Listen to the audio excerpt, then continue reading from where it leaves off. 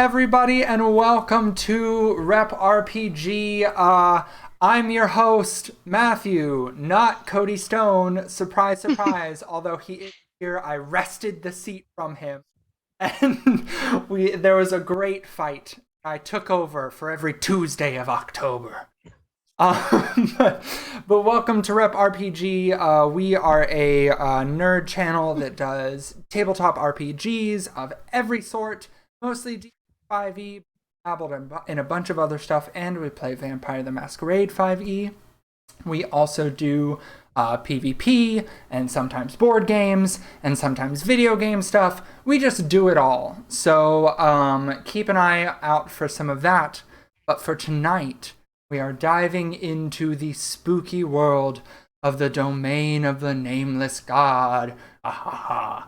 It is a D&D 5e short adventure that will be taking place every Tuesday of October. And with me tonight, we have... You're muted. Megan, and I'm playing Stacia Harper, the human fighter. I am Cody, and I am playing Caden Woodstrike, the human ranger hunter. I'm Nick. I'm playing Mirna Demetriou, a human warlock. I'm Roya, playing Sham Dubert, the Sporge Druid.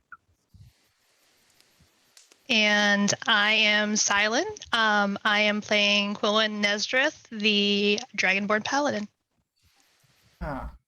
All right. And Cody, I think Yes. we have a friend that helps do. sponsor our channel. Who might Yes, that be? We do. That is Critical Dice. You can head on over, check out their website at thecriticaldice.com. They do the Endless Bag of Dice. It is a wonderful loot box subscription. It comes in the regular and extra large formats. And if you use the promo code REPRPG, you can get 50% off that first month, which is super awesome. Very good times to be had there. And they also have non-subscription items. And you know what? If you want to buy a bunch of non-subscription items, if you use the affiliate link that is in the chat right now, you get 20% off the whole order, which is like a really good discount. That's a great time. So definitely go check them out. Help out the show, get some cool dice, some cool pins, shirts. They got a lot of awesome merch over there. So yeah, check it out. Hell yeah. Last but certainly not least, we also do PvP over on the Rep RPG Discord. The signups are still open, so be sure to head over to the Discord in order to get you and your team signed up for a chance to dive into Season 2 of the Ultensia Challenge. Season 1 was really fucking awesome, and we have made leaps and strides in how Season 2 is going to be run and going to be done, that will be really cool, not only as viewers to be able to watch, but also as players to be able to participate in. So be sure to head on over to the Discord. The link should be in the chat in order to get you and your team signed up. And I think that's probably all that we've got. All that we've got as far as announcement. Am I right? I believe so. Yes, that is what I got. All right. Then, with no further ado, I think we just dive right on in. Let's do it. Hell yeah. So this adventure is going to take place in a small town out in the middle of somewhere, but kind of the middle of nowhere, called Ilmater's Hope. Long ago, this once pious town had been struggling quite a bit. And they were worshipping the god of Ilmater, the deity of suffering and of martyrdom, and they had been thriving for the longest of times. But winters got harder, crops got thinner, and more soon than people would have liked, the townsfolk started resenting Ilmater himself. And so the practice of worshiping Ilmater had fallen out, and now there was not but a crumbled, once majestic temple to Ilmater, and not more than a few buildings, and the last remaining people who the family roots were too deep to be able to wrest them out of Ilmater's hope, even if you had wanted. Our adventure begins in the spring, where everybody had, it seemed like a normal week. It seemed like a normal day. Everybody was going about their business, farming, trying to build the new temple, what have you, and they all went to bed. And then the next morning, as people slowly awoke with the rise of the sun, you could hear scream after scream as parents awoke to have their children missing. No children left in the town whatsoever. As everybody realized what had happened, the townsfolk frantically gathered and tried to figure out what happened. And they came to realize that perhaps their children had been stolen away into a local forest called the Dead Pine that had rumors of monsters that would prey on the innocent, prey on children specifically if they so dared to venture into this forest. Our group of 5, you could call them adventurers, but this group of 5 people were selected to go after these children.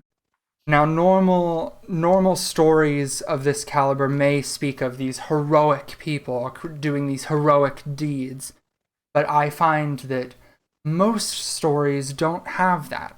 Most stories are of normal people, flawed, scared, doing what they can to survive, doing what they can to be the best that they can be. And that is the story that we will be telling today.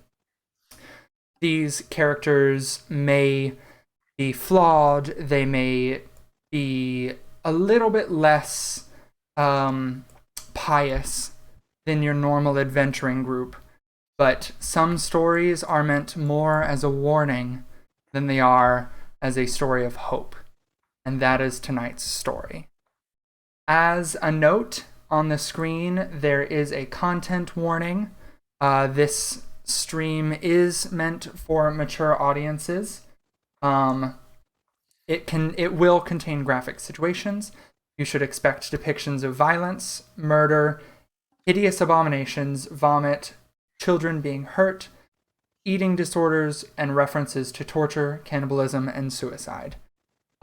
Please make sure to take care of yourself and make sure to take care of anybody that is watching the stream. If at any point it is too much, feel free to take a break, step away, or stop the stream entirely, and if you are up to it, come and watch it as a VOD.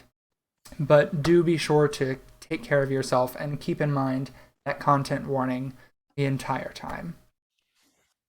With that all out of the way, the camera is we're going to go back into the world, and the camera is going to zoom down from an overhead view of this dilapidated village down to this group of 5 adventurers who had gathered, ready to try and find out what more information they could from the townsfolk before heading out on their journey.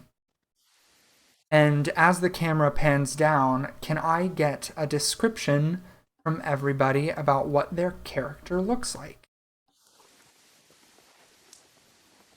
Yeah. So Stacia is about 5'10". She's a little built, but not like super built.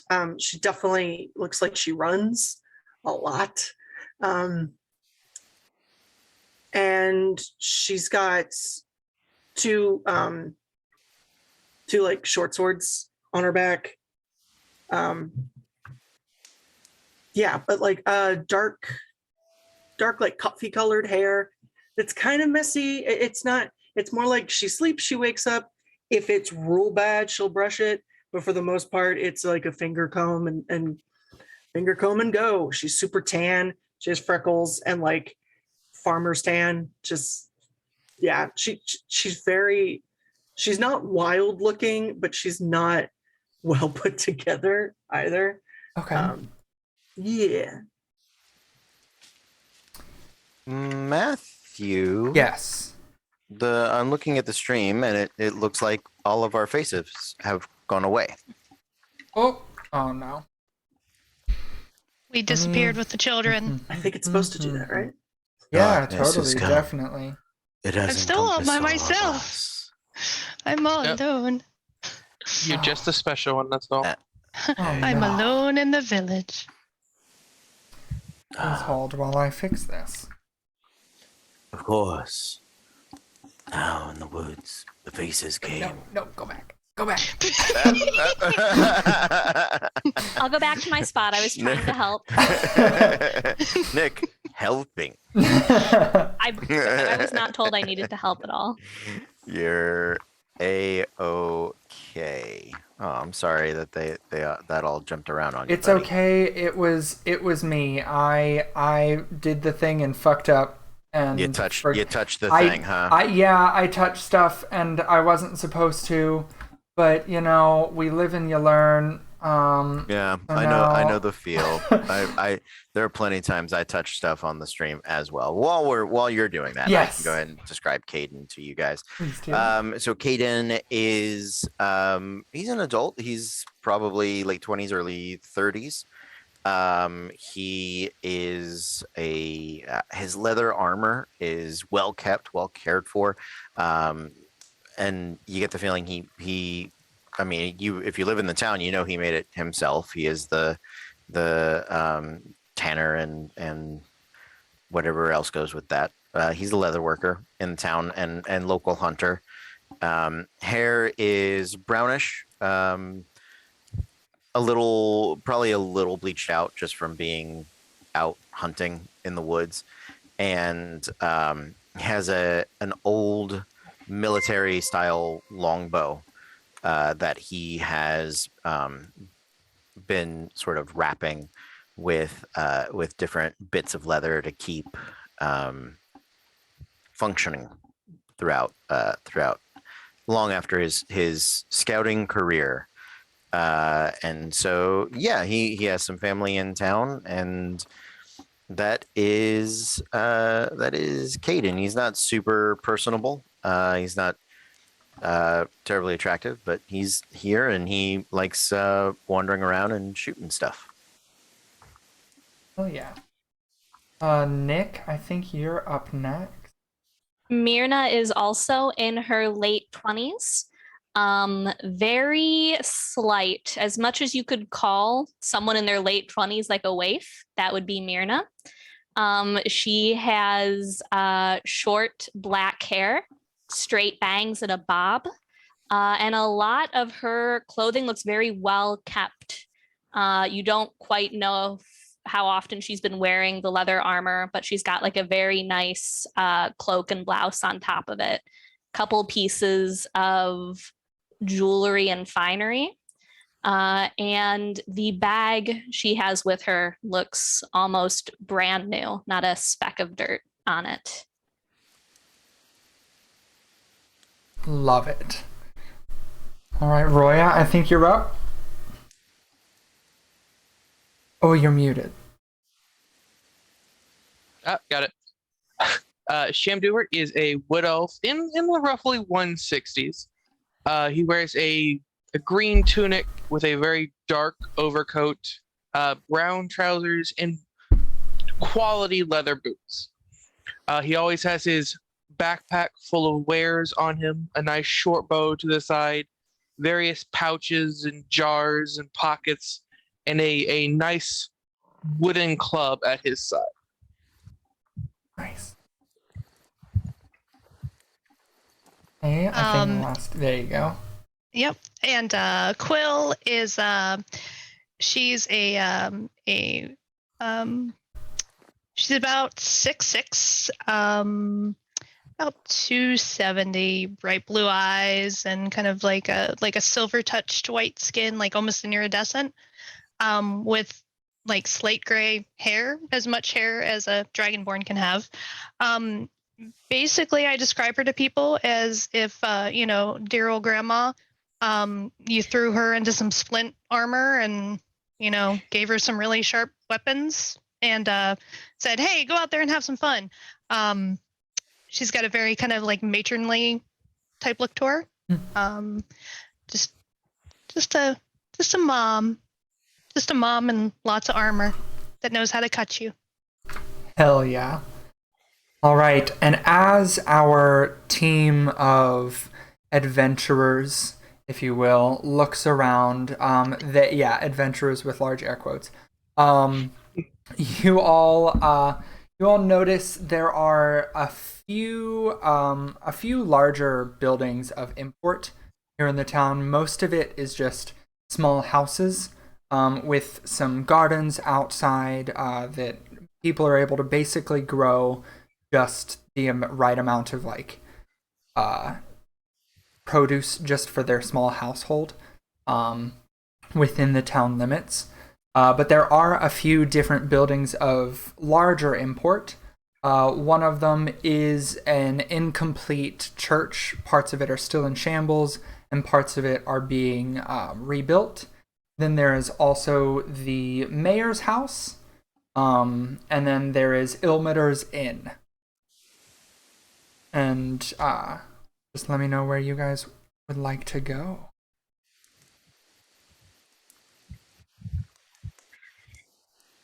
Who's leading? Oh, go ahead.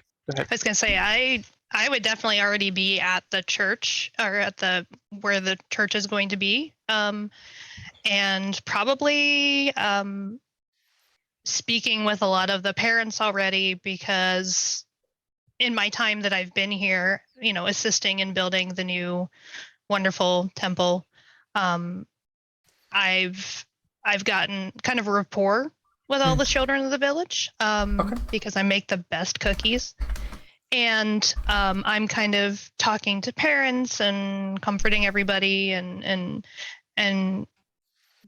trying to get some more information. Don't really know what I'm doing. Yeah, absolutely. As far as this goes, because I'm not a good investigator.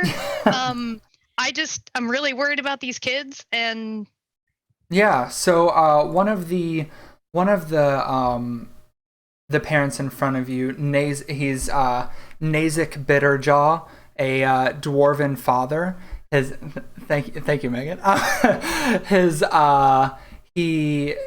He's super frantic and has been all morning.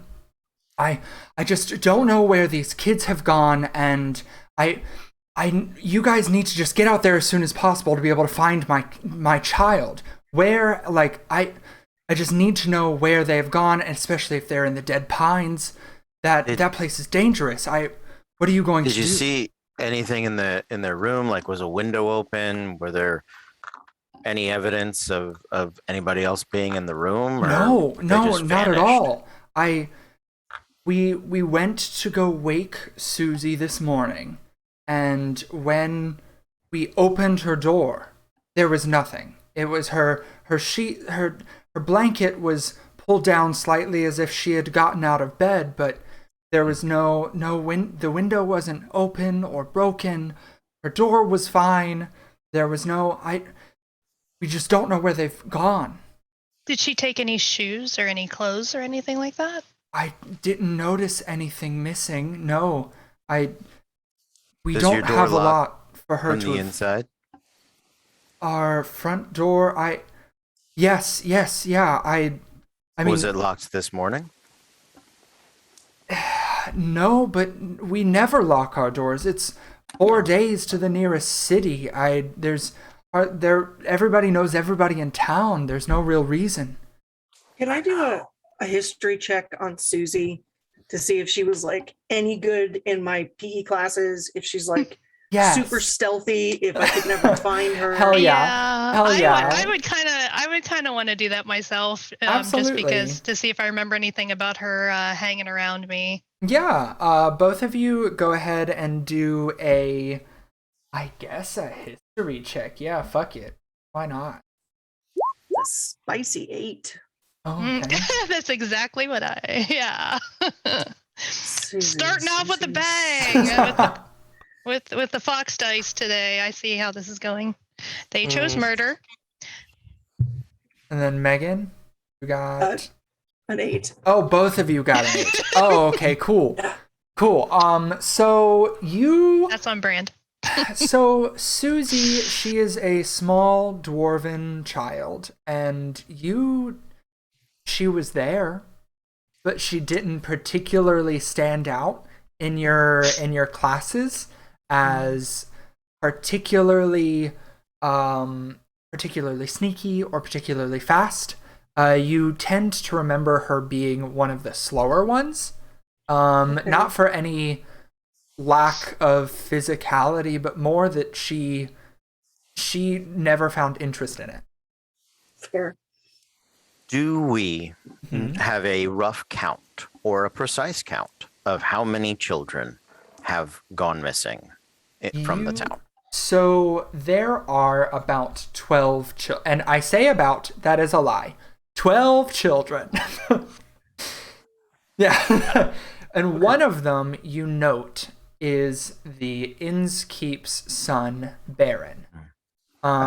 Yes, Baron, the dwarven child of Ias Innskeep, the tiefling man that owns the inn.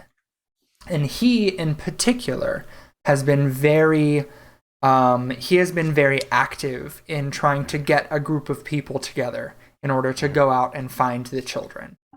So he was the one that sort of, even though Mayor Devlin Bright Hope is the mayor, Ias Innskeep was the one leading the meeting this morning to get people together.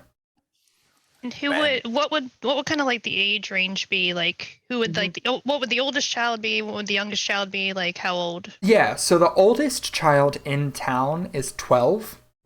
And that is what is his name?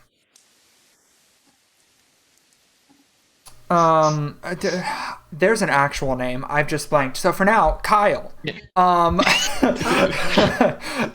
AKA is the Damn it, Kyle. Kyle's his street name. yeah, exactly. He is the oldest. Kid. He's the oldest one at 12. And there is a 5-year-old who is recently orphaned. Oh fuck! God. The one thing that I'm like, I don't need to worry. Fucking names. That's a lie, Matthew. Of course, you know that you need fucking names. Yeah. While you are looking for, please go ahead, Roya. Has anyone gone and searched anywhere other than in this town? Has anyone left to do any searches at all, or were they going to be the first ones to go? So you all will be the first ones to go. However, there is note that there are not any tracks that lead you.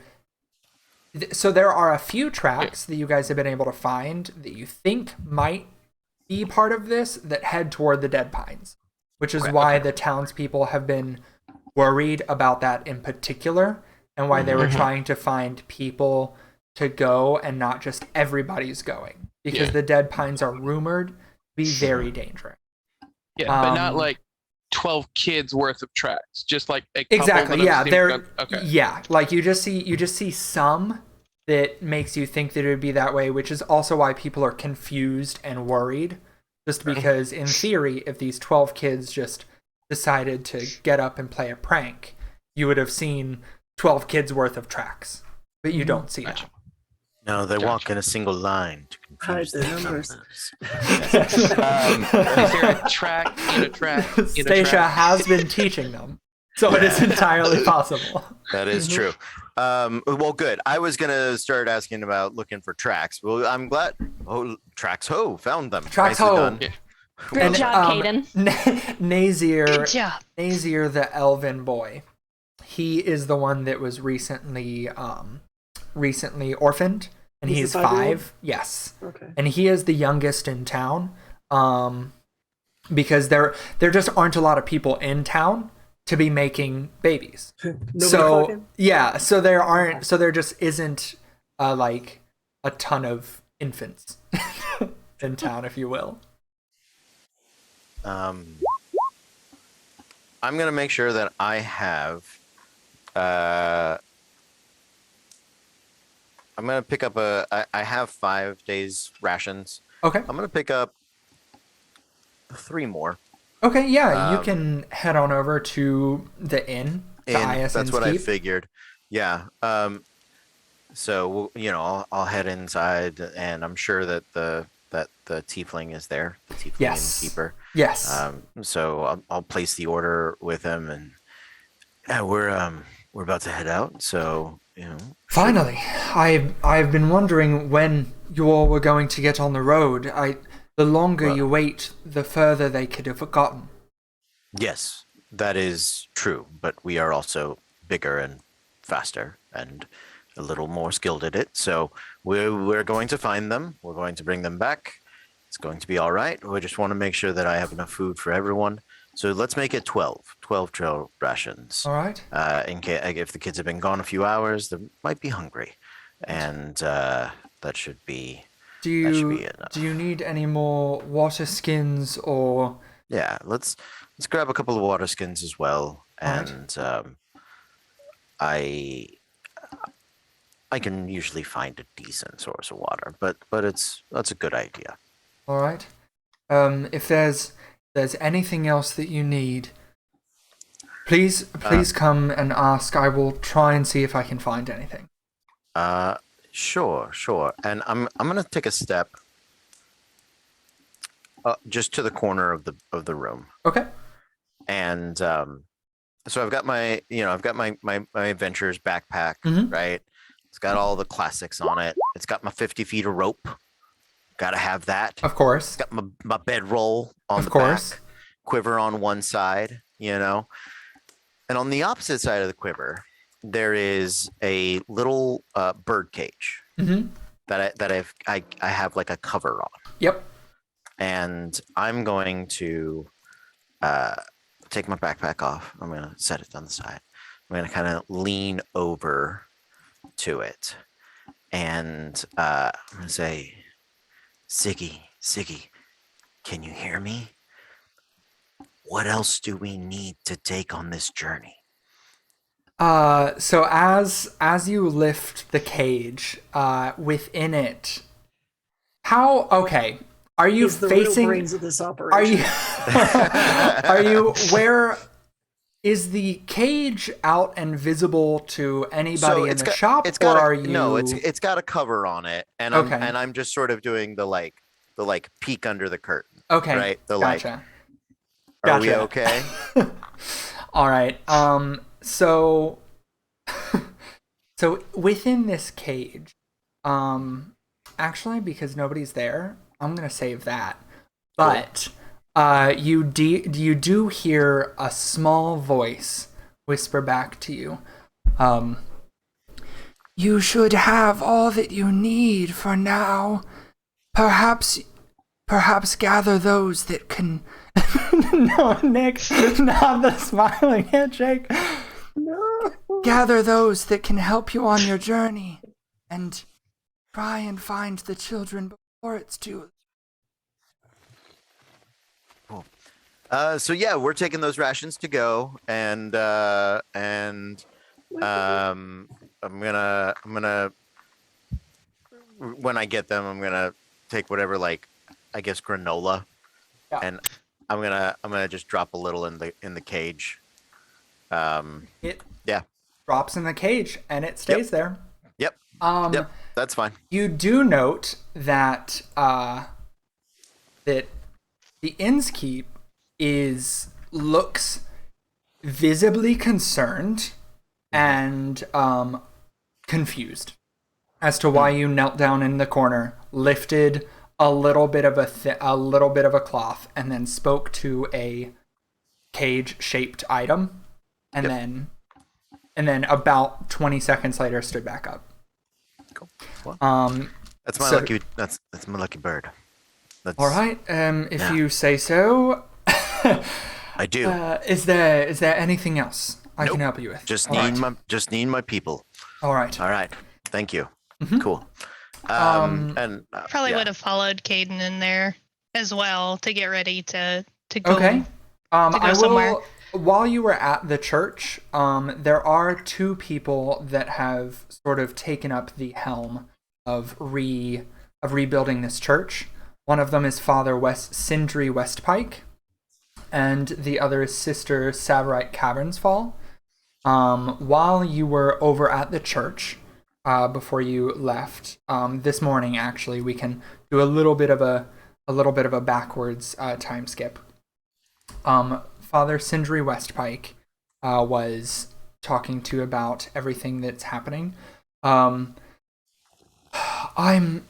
very worried about these children, and please, is there anything that I can do to help? I know that you all were the ones that decided that you would go, and it was said that we needed to stay back just in case they came, but is there anything I can do to help you? Just some preparations so that we can get on the road quickly and bring them back. All right. Soon. Okay.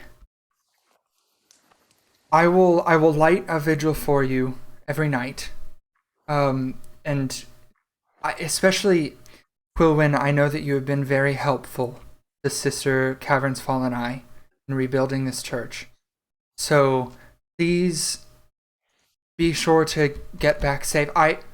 Hold on right there. And he will rush into the church. And several minutes go by, and he comes back out with a small bundle wrapped in a cloth, and the cloth has runes on it and pictures depicting Ilmater, the weeping god. And he will push this bundle into your hands. Please take this. I don't know if it will help, but I just pray it will. So please take this on your journey with you. Thank you. I'm sure everything will help. And in your hand, I will put this in your journal really quick. You have the Helm of the Martyr. It is a magical item that requires attunement, and you now have that information. So he shoves the bundle into your hands. I will pray for your journey. Please come back safe. We will, and we will bring the children back. That is all I ask. And we can skip forward back to present time if you would like. Yes. Fast forward, rewind. Is there anybody else or anything else that you guys would like to do while in town? Talk to anybody? About what time are we at, roughly? As of right now, it's probably about 1 p.m. The kids went missing and everybody was waking up around 7, 8, 9, and that's whenever the scream started. Everybody was frantically gathering and having meetings and volunteering and arguing. Gotcha. For the past like 3.5 hours. Gotcha. Unusual question. Are there any bird nests that are near the edge of the wood we're about to enter into? Yes. Can I, preferably as we go to head out, wander and find one? Absolutely. Why not? Is there, before you do, unless you want to do it separately and then come back, is there anything else anybody wants to do while in town? All right, you got it. So as you begin heading toward the dead pines. That's not true. I lied. I'm sorry. Okay, what's up? Can I send a letter really quickly, like a note? Yeah, absolutely. To How are you going to do that? All the children are gone. Yeah, how will you find the orphan? Yeah. Our courier services are debilitated. Yeah. Fuck it. Okay, then I'll wait until the I'm kids sorry. mailbox back. I mean, Go ahead. is that not what children are for? Yeah, the little orphan boy Nazir is no longer in town. Do that, orphan boy. Oh shit. Who's gonna take this? Now you have to rescue them. She's gonna send a letter to her brother Micah Okay. in like the next township Okay. with a hey, Velcro your kids too. Something bad happened here. Fair enough. The person to give that to, because I'm a liar, Cody. The voice should have told you something else. As you're giving this letter to the mayor, because he is the person that handles all of this in lieu of orphans. And Mayor, Postmaster General. Exactly. You have to Man, wear a yeah. lot. Get those orphans back, man. You gotta wear a lot of hats as a mayor. Where's our child labor? Yes. So he, as you go to give this to him, he has a small offering to give to you as an adventuring party that some of the townspeople have gathered. Because they obviously are invested in making sure that you and the children come back safe. So I will be sure to get this out as soon as possible.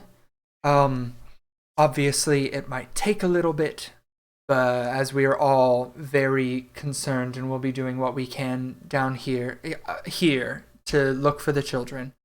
But some of the townsfolk were able to gather a few things for you. And you have he gives you this backpack, and within it is a canteen with enough water to last 2 days. 4 warm woolen blankets for the children to share. A blanket of elderberries and cashews.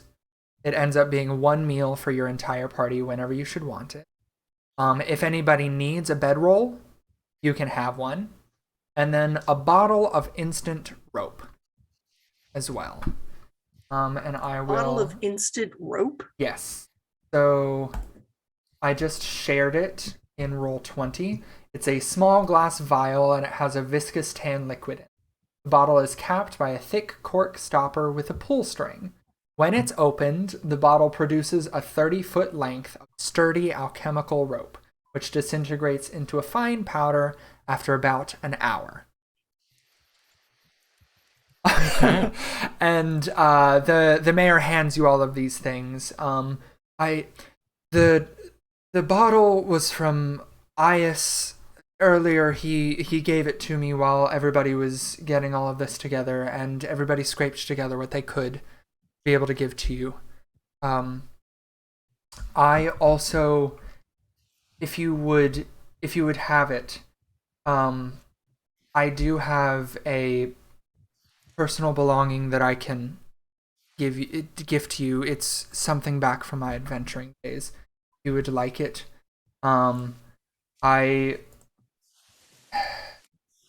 I'm sort of remiss to give it up, but whoops, not that. But anything that can help these children, and he will give you a cloak.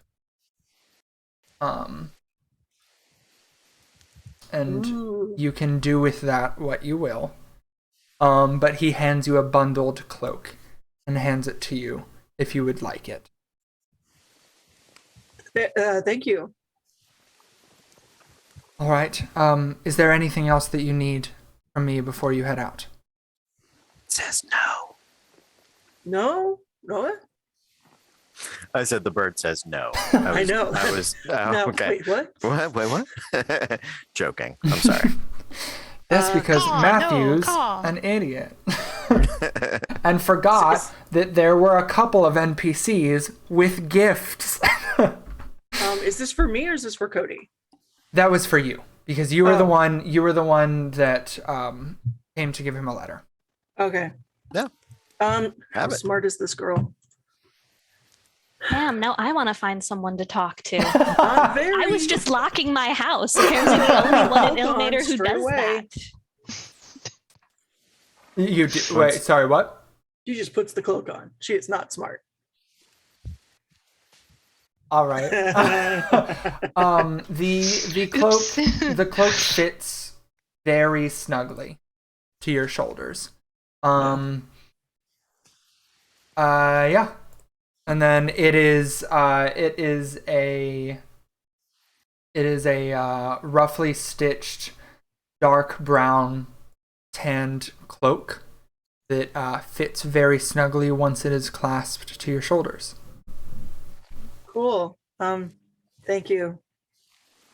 You're welcome. I hope that you all are able to find the children as soon as possible.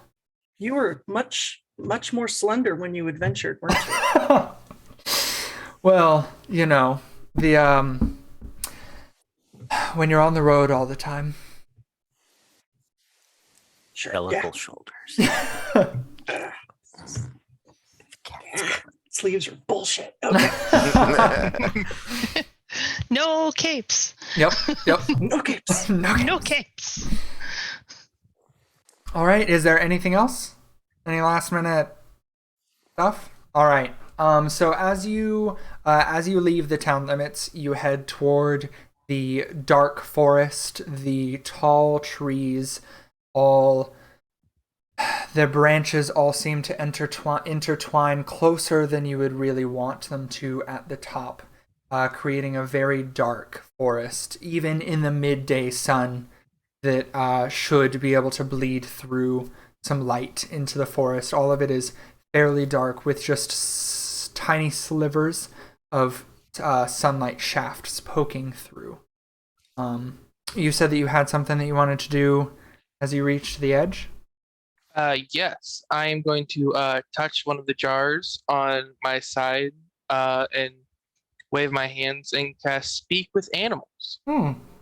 And I'm going to call up to some of the birds in the area or any of the small ground animals and say, hey, has anyone seen a small number of children come through here? Just see sort of what's around to answer. A squirrel crawls down quickly scampers down the outsidemost tree. Children, you say? Yeah, wee ones, yeah. Children. Well, let's see. What was I doing this morning? I was getting an acorn, and then I buried the acorn, and then I found another acorn, and then I climbed up this tree, and then, children, yes, small people, yes, yeah. Small people. He'll do a hand motion about that high off the ground. Yes, yeah. There were a group of them, and they were being led by a tall person. A tall person? Yes, a tall person. Well, what color was this tall person? They were pale. They were like, I forget. Is Sham pale or is he tan? He's more on the paler side. Okay, he'll kind of point to you. He was okay. He was you color, but he had black. He had black? flowy thing, and covered his head. Okay.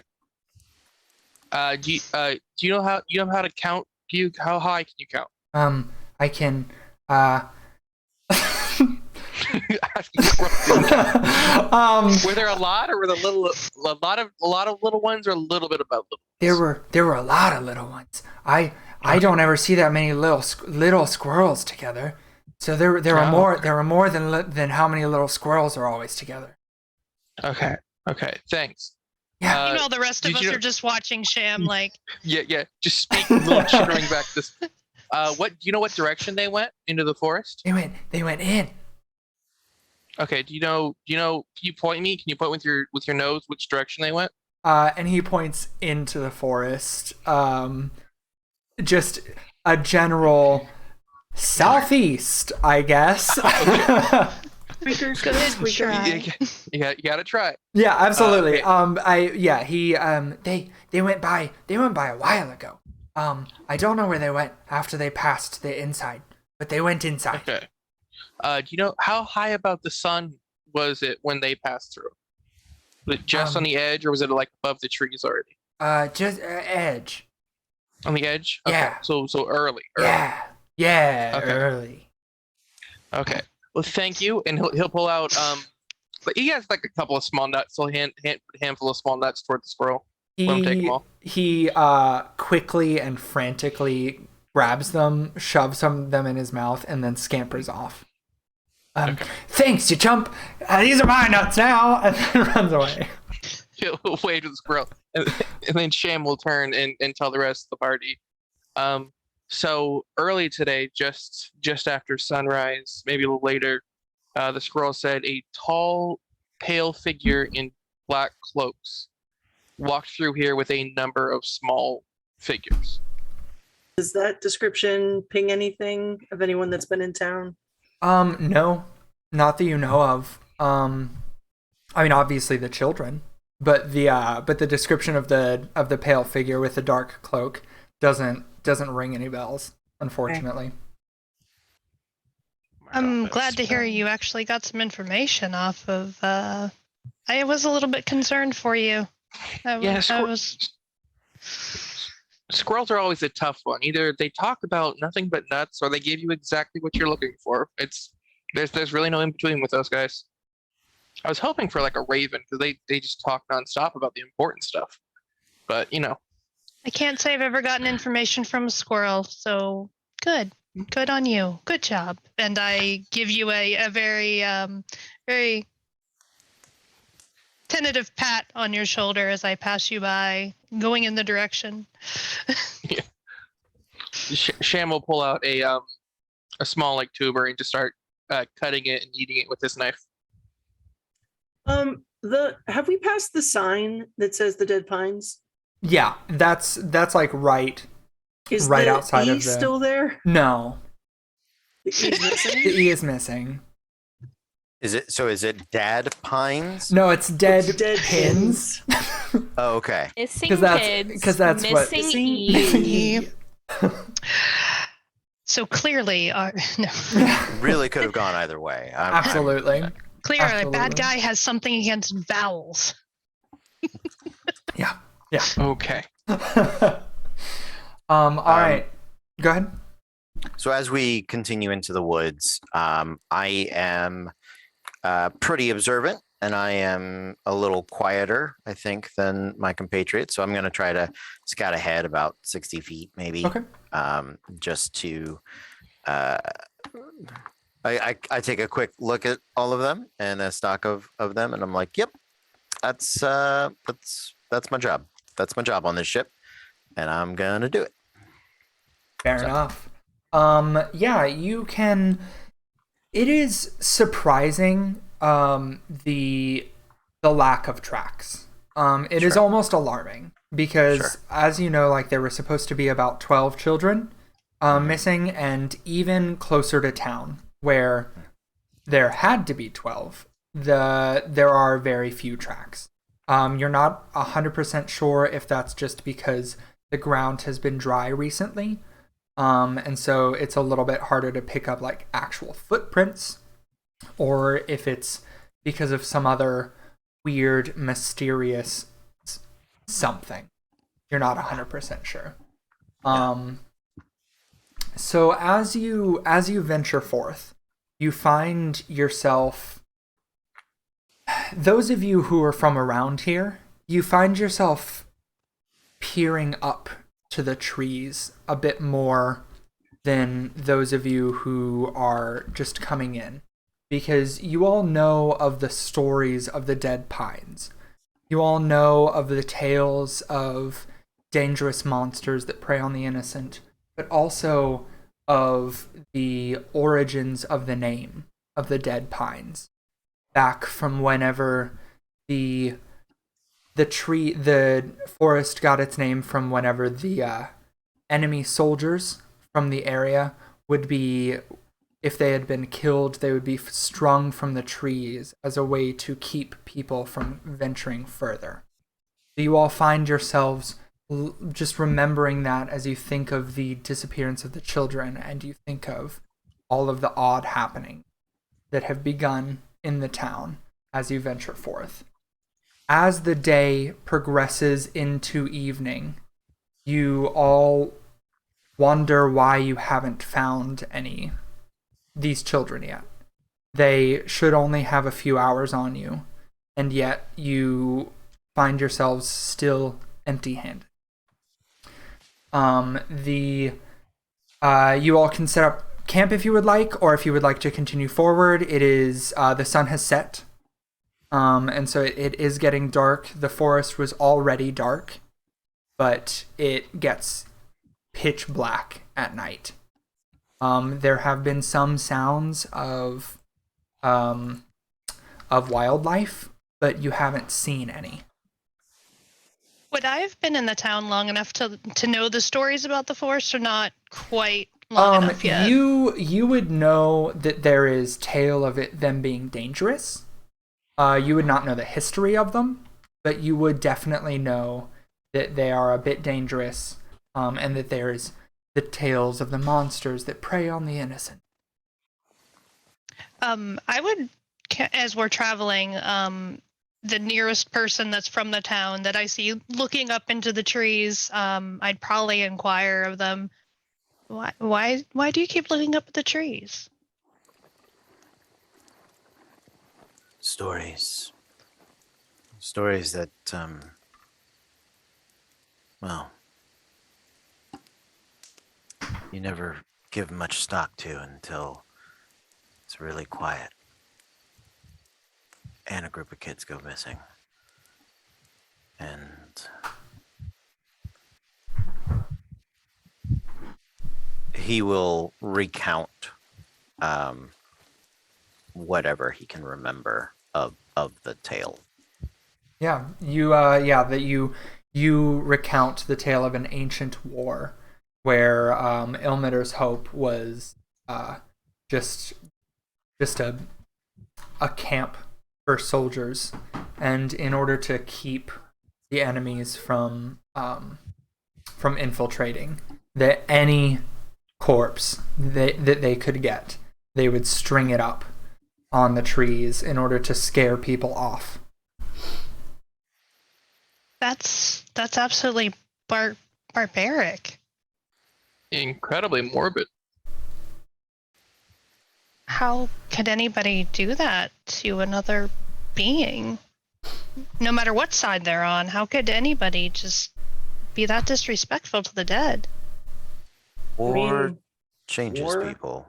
Yeah. That's a cheap answer, perhaps, but it's the most honest. Which just seems very... I know for a reason, but it seems like a godless thing to do.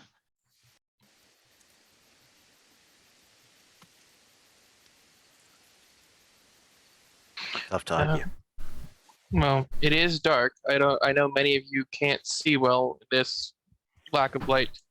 Do we make camp, or do we try and push on by torchlight? I vote for stopping. We're barely following tracks as it is. I really don't think we should be moving around in the dark more often than we need to in the lack of light here. Try to argue.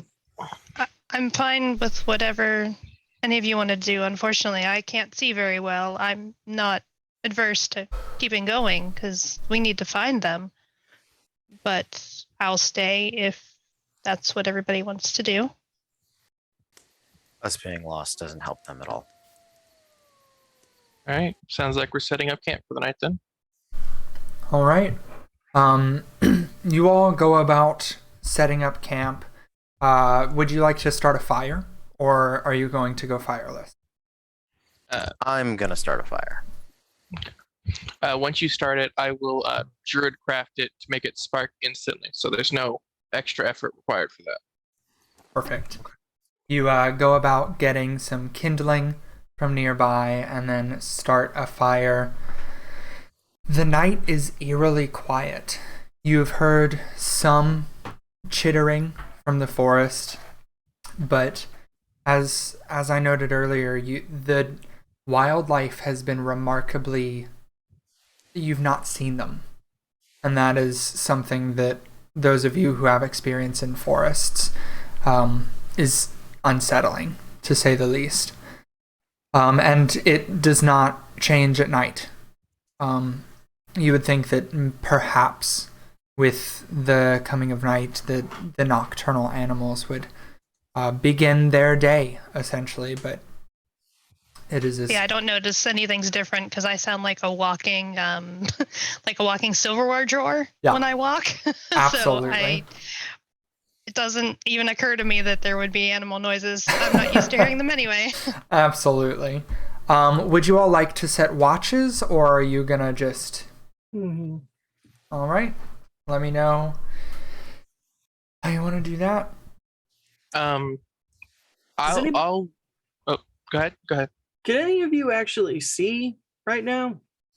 I can, and I only need to sleep for about 4 hours. Phenomenal. So you got. I'll take the second. Yeah, I'll take the second half of the watch if you all want to. Take the first half. Sure. I'll take part of the first half, sure. Yeah, same. Then I'll cover the whole second. Delightful. I'll sleep through the night. Yeah. I'll go first. Sounds good. Then, as you all bed down for the night, Caden, what would you like to do to keep yourself awake during this silent watch? Before Yes. early on, I would like to use my ability to channel divinity. Okay. No, not channel divinity. Your primeval awareness. Primeval awareness. Uh-huh. Yes. So I will use the spell slot to do Okay. that. Remind me again. Absolutely. 'Cause What I you need can to see. be reminded what I can sense as well. As an action, I expend 1 ranger spell slot, 1 minute per level of the spell. It's just 1. That's all I got. Sure. Since I can sense any aberrations, celestials, dragons, elementals, fae, fiends, or undead within a mile. Okay. Sorry, I apologize. Give me that list one more time. Absolutely. Aberrations, Uh-huh. celestials, Uh-huh. dragons, Uh-huh. elementals, Uh-huh. fae, Okay. fiends, Uh-huh. or undead Okay, and it's within how far? within a mile. You don't sense anything. Okay. Sorry, real quick. Before I went to bed, I would spend a first level spell slot to create 10 good berries, Okay. which will last for the next 24 hours if anyone needs them, and also make sure they're in a nice dry place no animals will get to. Perfect. Yeah. As you all begin to settle down, you do need to use 1 day of rations if you would like. If not, it will be harder for you to get a long rest. So you can use 5 of those good berries if you wish in order to do so.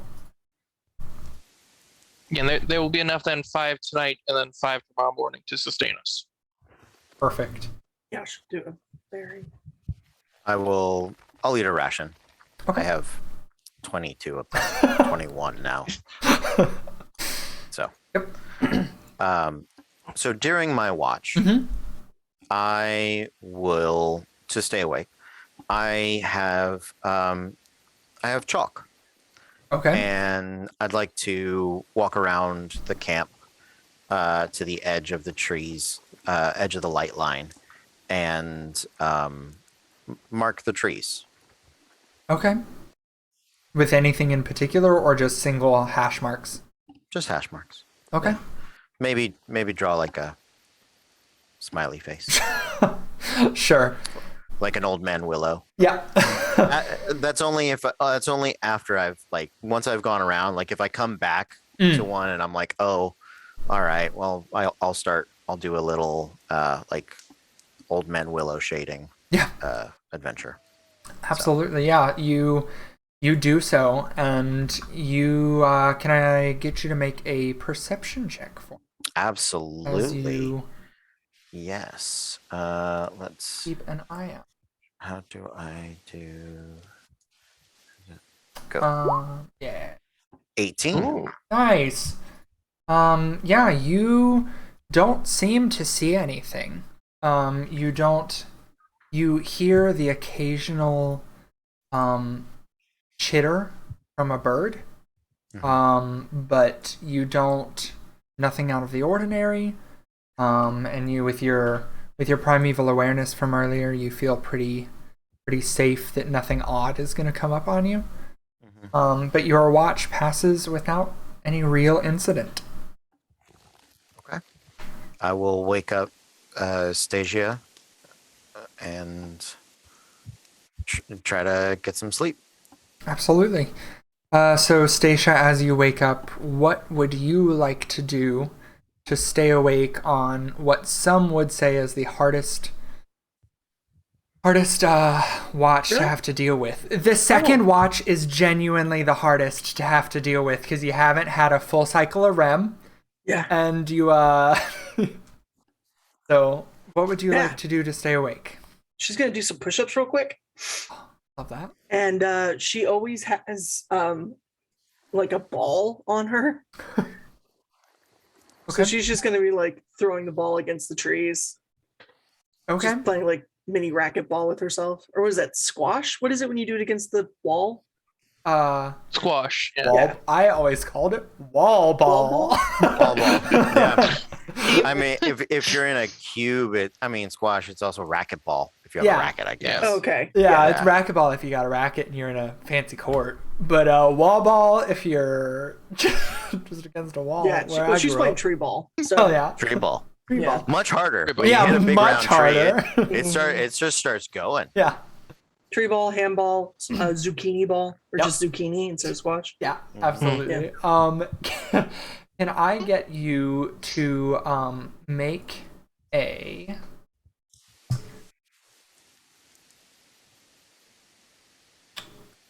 first? Where'd it go?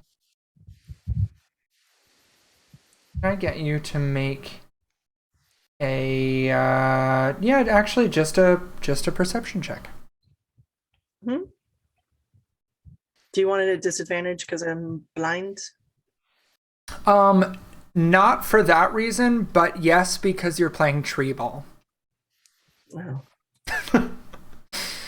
You're not active, like you're watching, but you're paying. But am I? But because of the curve of the tree, trying to hit a ball against that requires extra paying attention in order to get it to not just bounce way off.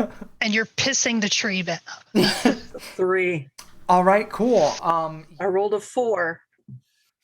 3. Girl. You don't I'm hear going anything. to kill us all. You and I share dice, don't we? Don't we? Oh god, absolutely. Yeah, you don't hear anything. Your watch passes seemingly without any. Top my score. Let's do Yeah, this. absolutely. And your watch comes to an end with your eyes feeling heavy. So she's gonna do like some yoga to relax. Amazing. Just get in a child's pose and start snoring. Absolutely. And then Sham, with your watch, what would you like to do to stay awake for the final 4 hours? You've had a full night's rest. Right. Yeah. So I've got I'm gonna pick some dirt, put it in my hand, get some of my spore seeds put on there, just sort of druid craft to see what sort of comes out of the dirt naturally, plant that, pick up another cluster, and just use that to just sort of, as I look around, just absently-mindedly do that. Okay, yeah.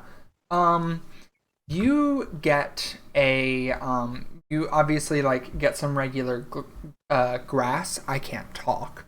You get some regular grass and whatnot, but you also get a flower, a local flower. It's a delphinium flower. It's I don't think I don't think that's the name of a real flower, but if it is, it's not. If it is, it's not. But it is. It's got these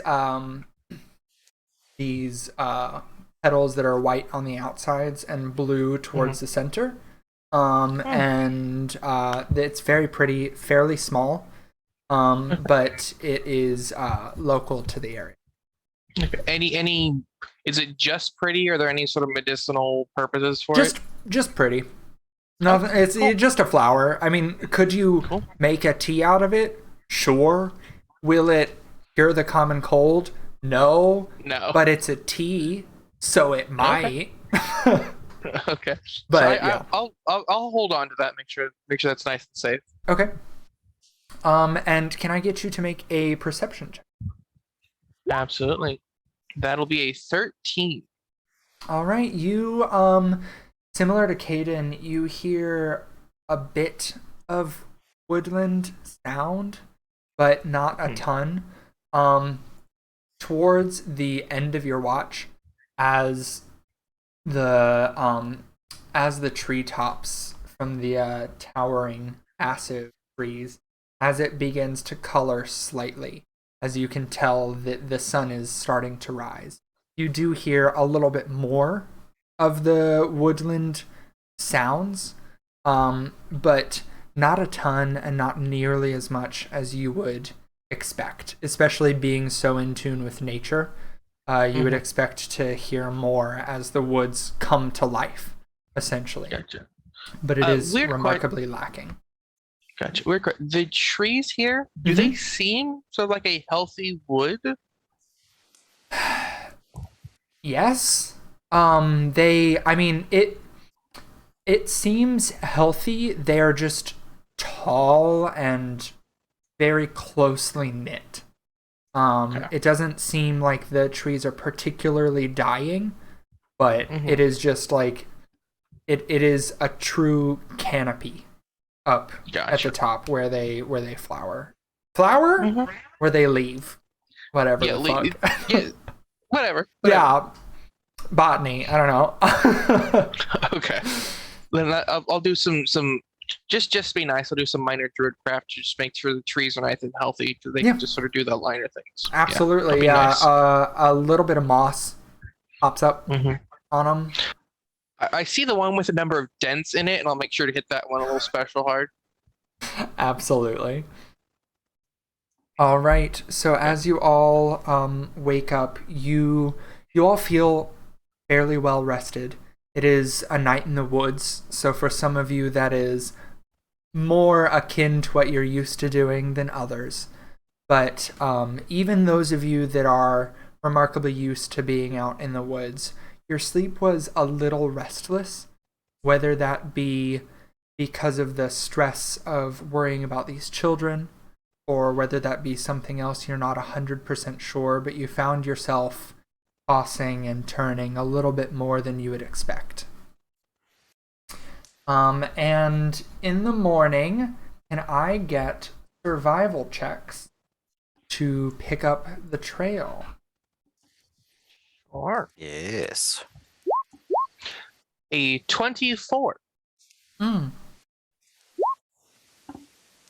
3. Oh no. 16. Oh no. I also got a 3. Yeah, but at least you didn't get a nat one. Ooh, what fun. Well, Sham picks it out immediately, and Caden sees it as well. Both of you are able to pick up a little bit of the trail. Again, it doesn't seem to be as dense as it should, but you haven't seen anything to make you think that that is any different than before. So you are all able to follow this trail, and the minutes drag on to hours, and the day you can see the difference in the way that the light has shifted as the sky colors from the deep reds and oranges of the morning to more of the noonday light. And then as you continue on into the evening, the trails have stayed the same. You have managed to follow them quite well, but the children are still nowhere to be seen. And as we have traveled today, yes, I would like to, with my chalk, just mark the trees as we go. Absolutely. Yeah, you and as you glance back, the trees are marked. There's nothing weird happening there. But as the day starts to drag on into evening, you spot in the distance behind a tree a mound of flesh. Essentially, it's you can't quite see exactly what it is. It looks animal from here, but it is mostly behind a tree. Does it just like random bits of flesh? Or like It looks like it could be a dead animal. Okay. I'll hold up the hand to the group and say, hey, I think there's a dead animal up the way, but it looks, I don't know, off or something. And Sham will go over and investigate this dead lumpy animal. Yeah, absolutely. So, yeah, I'll go with him. I know a little bit about dead lumpy animals. I would follow close behind because I just need to get the visual that it's actually not a humanoid. Yeah. She's gonna look at Malerna. You going? I don't want to. No, not particularly. Sure. Then I will stay here. Cool. as the as the three of you approach and you get a little bit closer, you're able to peer around the corner and you see the body of a deer, and it is splayed out on the ground, its stomach slashed open with flies buzzing and maggots writhing within its open wound. It looks as if it has been dead for a bit, but this is the first sign of anything in the forest like this that you've seen. Around us right now, is there a usual amount of animals? Is there less amount of animal sounds? Or is it normal, quieted forest? Can I get a perception check? Yes, you may. That is a 10. Cool. It seems quiet. You think that might just be the same quiet that it has been so far, but Okay. you haven't noticed a difference. Well, I'm not actively. I'm paying attention to the dead animal. My passive is a 17. Okay, yeah. You it seems quieter than it has been previously. Even the chittering of like single squawks of birds in the far distance or little chitterings of little woodland creatures is remarkably absent. You guys okay? It's a dead deer. Looks slain. Does it look like something carved out the center, or does it look like something ate at it? It looks like it has been slashed open. It does not have claw marks and teeth marks on it. So it looks like it might have been. It looks like it wasn't done by an. Does it look like anything is missing? Like, are there any limbs missing? Is there any like hunks of flesh missing? Maybe some of the innards. But there's not like any missing limbs or any like chunks that as if it had been like used for food. Wouldn't it have been like et and stuff? Yeah, is it recent? you said it was like a day or two ago? Yeah. Not a day or so ago, maybe a little more than that.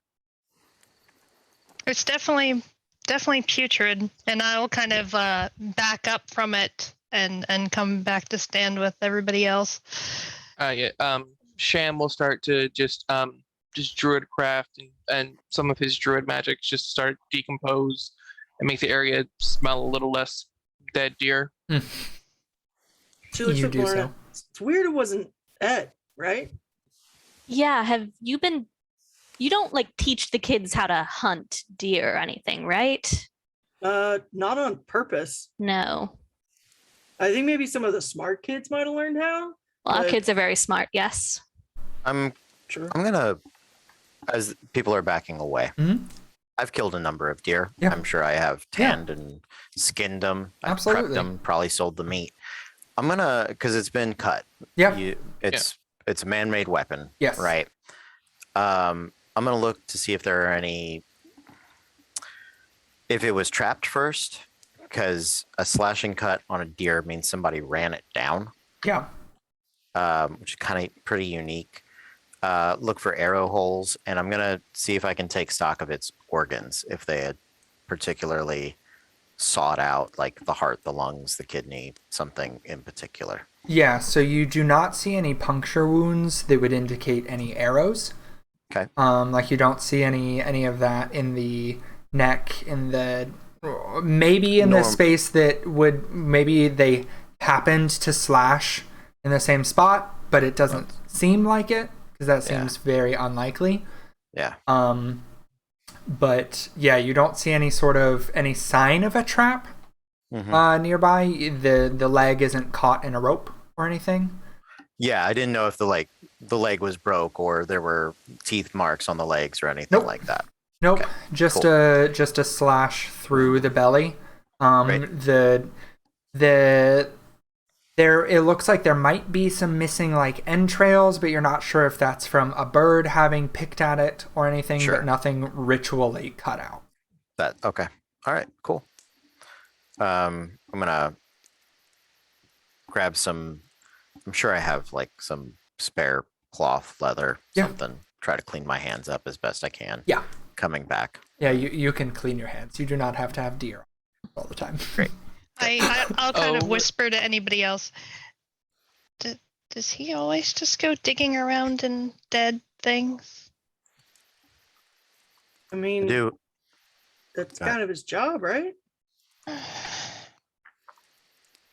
mean, there's nothing wrong with digging around with dead things. I do it all the time. Wait, are you vegan? No. Then, sweetie, you need to sit down because I got to tell you where meat and leather come from, and I don't think you're gonna like it. I know that, and I definitely Do you tucked think they into surgically remove it from the animals? I've been known to tuck into a rare bit of beef myself, but just a random dead animal in the woods. I mean, that's been dead for a little bit. I didn't. And I mean, it's kind of weird, right? How Not cold the was digging it? around, but the Cold. It was cold last night. Oh, I thought you meant the deer. I was like, it's been a couple of days, so probably No. cold. No. Last night it was. Oh man, you're asking a fucking Floridian how old it was. Sure. You don't have to- freezing. It was like You don't have to tell 79. me it was. Yeah. You don't have to tell me the temperature in like Kelvin. I just hot, cold, balmy, dry. It was fairly dry. It hasn't rained in a bit, which is Great. one of the reasons why you think it might be so hard to find tracks. Yep. But it was pretty dry, and it was like average outside. Cool. Like not Alright. cold, but not. Yeah, like it's Stifling. like kind of in the middle of spring, and spring here Sure. is not like Florida spring where suddenly it's 90. It's cool at night, but yeah. All right. Just okay. it wasn't Hoth. They didn't need to tauntaun inside the deer. No, they did not. No, Great. they did not. All right. They did not need to revenant the deer. All of my ranger tracking witticisms come from Star Wars apparently. So I'll take it. Hey, There are worse Matthew. places. What's up? Right. Odd question. I'm thinking about it now. Uh-huh. these tracks we've been following, Uh-huh. have they been continuous the entire way? In what There's way? been no they've not like stopped to rest. It's just been the tracks we've seen are continuous all the way through. Yes. Okay. Yeah, like you haven't seen any signs of camps, but also the nature of the tracks, which doesn't particularly surprise you since there are fewer tracks than you would anticipate. They kind of start and stop. And so you're able to kind of follow them and then sort of scouting ahead, anticipate where they should be, and you are able to find them without much trouble again. Okay. No, that But video yeah, game you- mechanic. Yeah, Mhm. exactly. Yeah. It's okay. Sham min maxed into tracking children. It's fine. Hit R3 and let the circle. Yeah.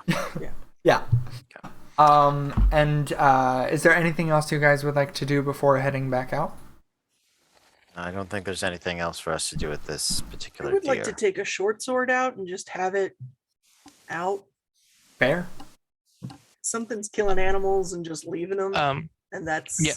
not a thing that happens. That's weird. Yeah, Sham is going to keep just a casual produced flamed in his hand. One, because that's just light for us, and it's a bright, cheerful light in this really dark Casual gloomy Molotov forest. cocktail. Right, but also it's a casual Molotov cocktail. Absolutely. I have the morning star ready. All right. As you continue forward, you skirt around the carcass of the deer and continue on. It's 5 minutes, 10 minutes, 20 minutes, and at about 40-ish minutes, you see another carcass in the very close distance, sort of off to the side, similar to the last. When I see the second carcass, I'll unsling the bow. This one, as you try and skirt around it again, this one does appear as if it has a few more slash marks. It looks like a large claw, like spaced out claws. As you like inspect it, it looks like it could be about hand sized, but just a little bit larger. Hand-sized?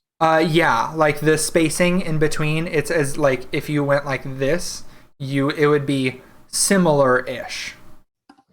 Like not Okay. exact, but What kind of creature would do that? And leave it there to rot, not one we would necessarily want to hang out with. How many animals have 5 fingers? well, I mean yeah, I mean I guess you would see the thumb one, but I mean, maybe not. Yeah. but, I mean, it's I'm up trying to to you. think of whenever you scratch, Four. like if you would Okay, see. 4's a little bit more. Yeah. I'm gonna take a step to the side, and I'm gonna drop down, do the hunter, smell the dirt, right? Taste it, and Tastes like use dirt. an action to activate primeval awareness. Good soup. Within a mile, Mm-hmm. nothing. Okay. It's Um, morbid, but at least, like, I feel like we're going the right way for running across odd animal corpses. Hope that's not the right way. I agree with that one. This animal, now that we've seen a second one, Sham's gonna look less at the animal, more at the scene around it. Okay. Does it look like it was, if it fell and slid against this tree, was it more, looks like it, like there's a blood trail where it was dragged over? Or does it look like it was slashed and it just smacked against the tree? This one you can see a bit of a drag mark. And can I get an investigation check real quick? Absolutely. My favorite enemy is monstrosities. So just Okay. to pile on with this, I want to inspect the scene and see if I suspect there may be a monstrosity because that is not on my list, and I'm trying to think of creatures that may do this. Yeah, And absolutely. That was a What sort of check would you like? that was a six. Go ahead. It was 16 investigation. Just while you're doing that. Okay. Can I? Let's see. I'll look at a fucking list. I should know these. You would think I would know these, but Yeah. Nature, survival, arcana, histories. Can I get a survival to see if Yes. you can figure out like if it sounds like anything that you've tracked before? Yes, and I should have advantage since it is about monstrosities. Yes. So, oh, there it is. There's the button. So, Okay, it perfect. is okay. I don't even know what it is because I can't see all of it at once. Come here. What'd I get? Oh, 15. You got a 15. Nice. All right.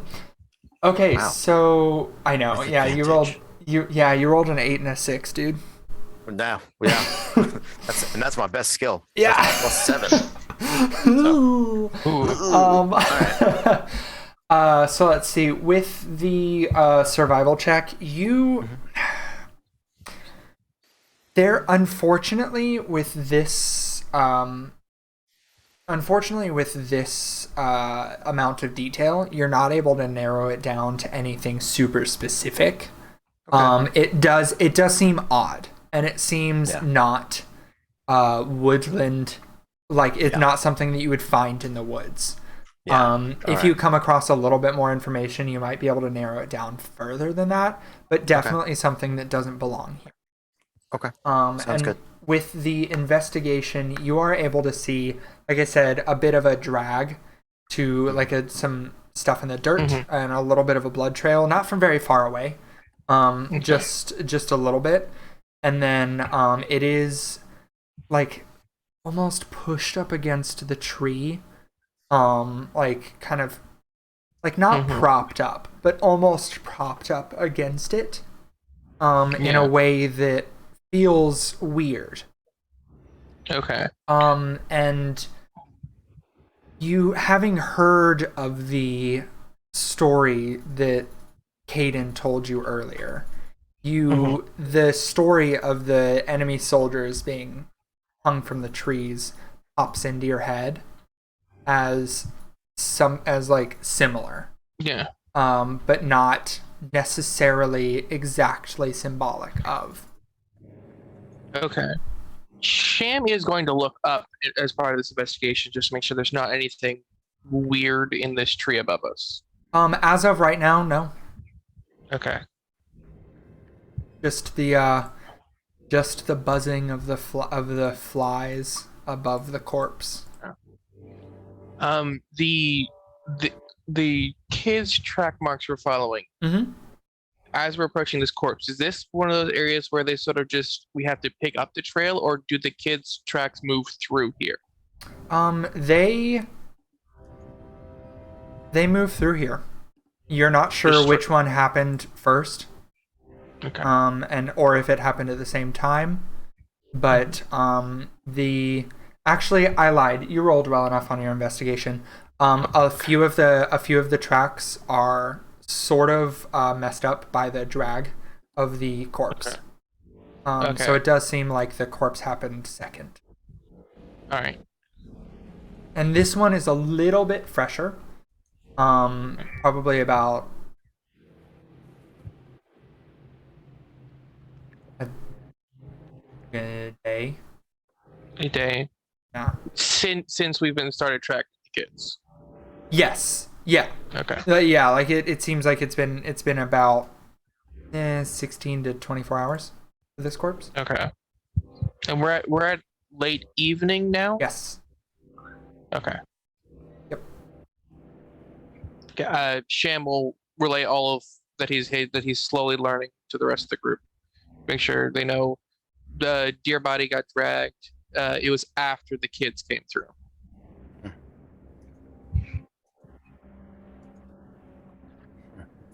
All right. Anything else before you head on out? All right. As you venture forth, the sky begins to darken further. As you venture on, let's see.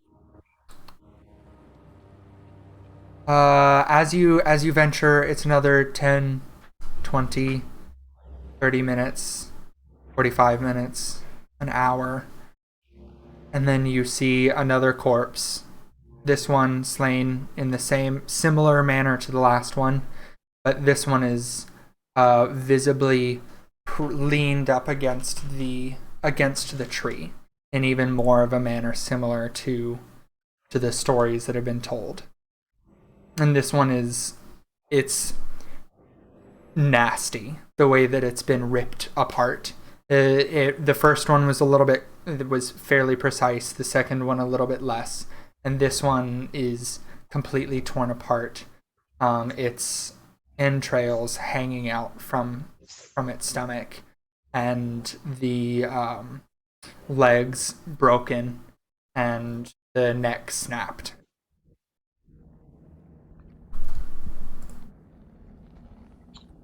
Sham is not approaching that particular body.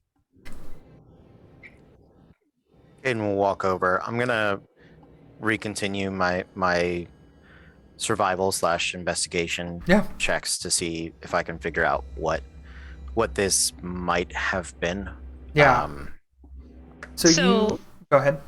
I was going to say, with this one in particular, while Caden's kind of investigating that, I kind of go into high alert. Mm-hmm. Just because I want to make sure nothing's, trying to distract us or trying to draw our attention in a direction. So I kind of want to go a little bit away from the crowd, just so I can hear independently, and just kind of do a heckin' quiet and see if I hear any rustling, if I hear any dragging, if I hear any, anything moving. Yeah. Then Quilwyn, can I get a perception check from you? And then Caden, can I get another survival from you as well? Okay. With advantage? Yes. I'm gonna roll. I'm just gonna click it twice. That was a little more of a pain. Great, 15 again. And I got a 15 for my perception as well. Okay.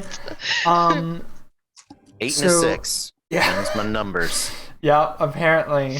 So Caden, the state. It's okay if I don't pick up anything else. I know. The state of this corpse is alarming, to say the least. Because it doesn't have chunks torn out of it as if they had been consumed, but it does look just sort of eviscerated. Brutalized. Can I get a religion check from you? I mean, we can certainly try. It's a flat roll, but let's see how Hell it yeah, goes. let's do it. 4. Nope, never mind. Yeah. Caden didn't have time for your stinking religion, man. That is fair. Yeah. But it looks messy and angry, but purposeful. Okay. And that could be indicated by the fact that there's nothing missing as if it had been eaten. But it is still just odd. Yeah, he's gonna just. And it looks like somebody just took out a whole lot of rage on this, or something. And he'll start to back away from it. And then Quilwyn, with your perception, you don't notice the sounds of the woods very often because you are a clanky lady. But as you stop and as you listen and you look, the silence is oppressive because you are used to hearing your clanking, and even if you realize it or not, you're used to there being white noise around you, whether that be from the church with the sounds of construction, or with the sounds of kids running through the town, or the sounds of birds and woodland creatures in the forest. But right now, there is nothing but the sound of your breath as you try and inspect the area around you. I'll actually kind of back my way back to the rest of the party. With my morning star kind of like half brandished. How? Oh, sorry. None of this is right. This isn't right. How high is the canopy up from where we're standing now? 50 feet? Okay. Like Sham is high. going to take But- the produce flame he's got, and he's just going to toss it directly up in the air, up to 30 feet, and see what it lights up as it goes up. In your head, you hear Smokey the Bear getting angry. Sham did it the smart way. He checked the canopy height before he threw. You. I'm not even worried about that. I don't want to know see anything. I don't want to see anything.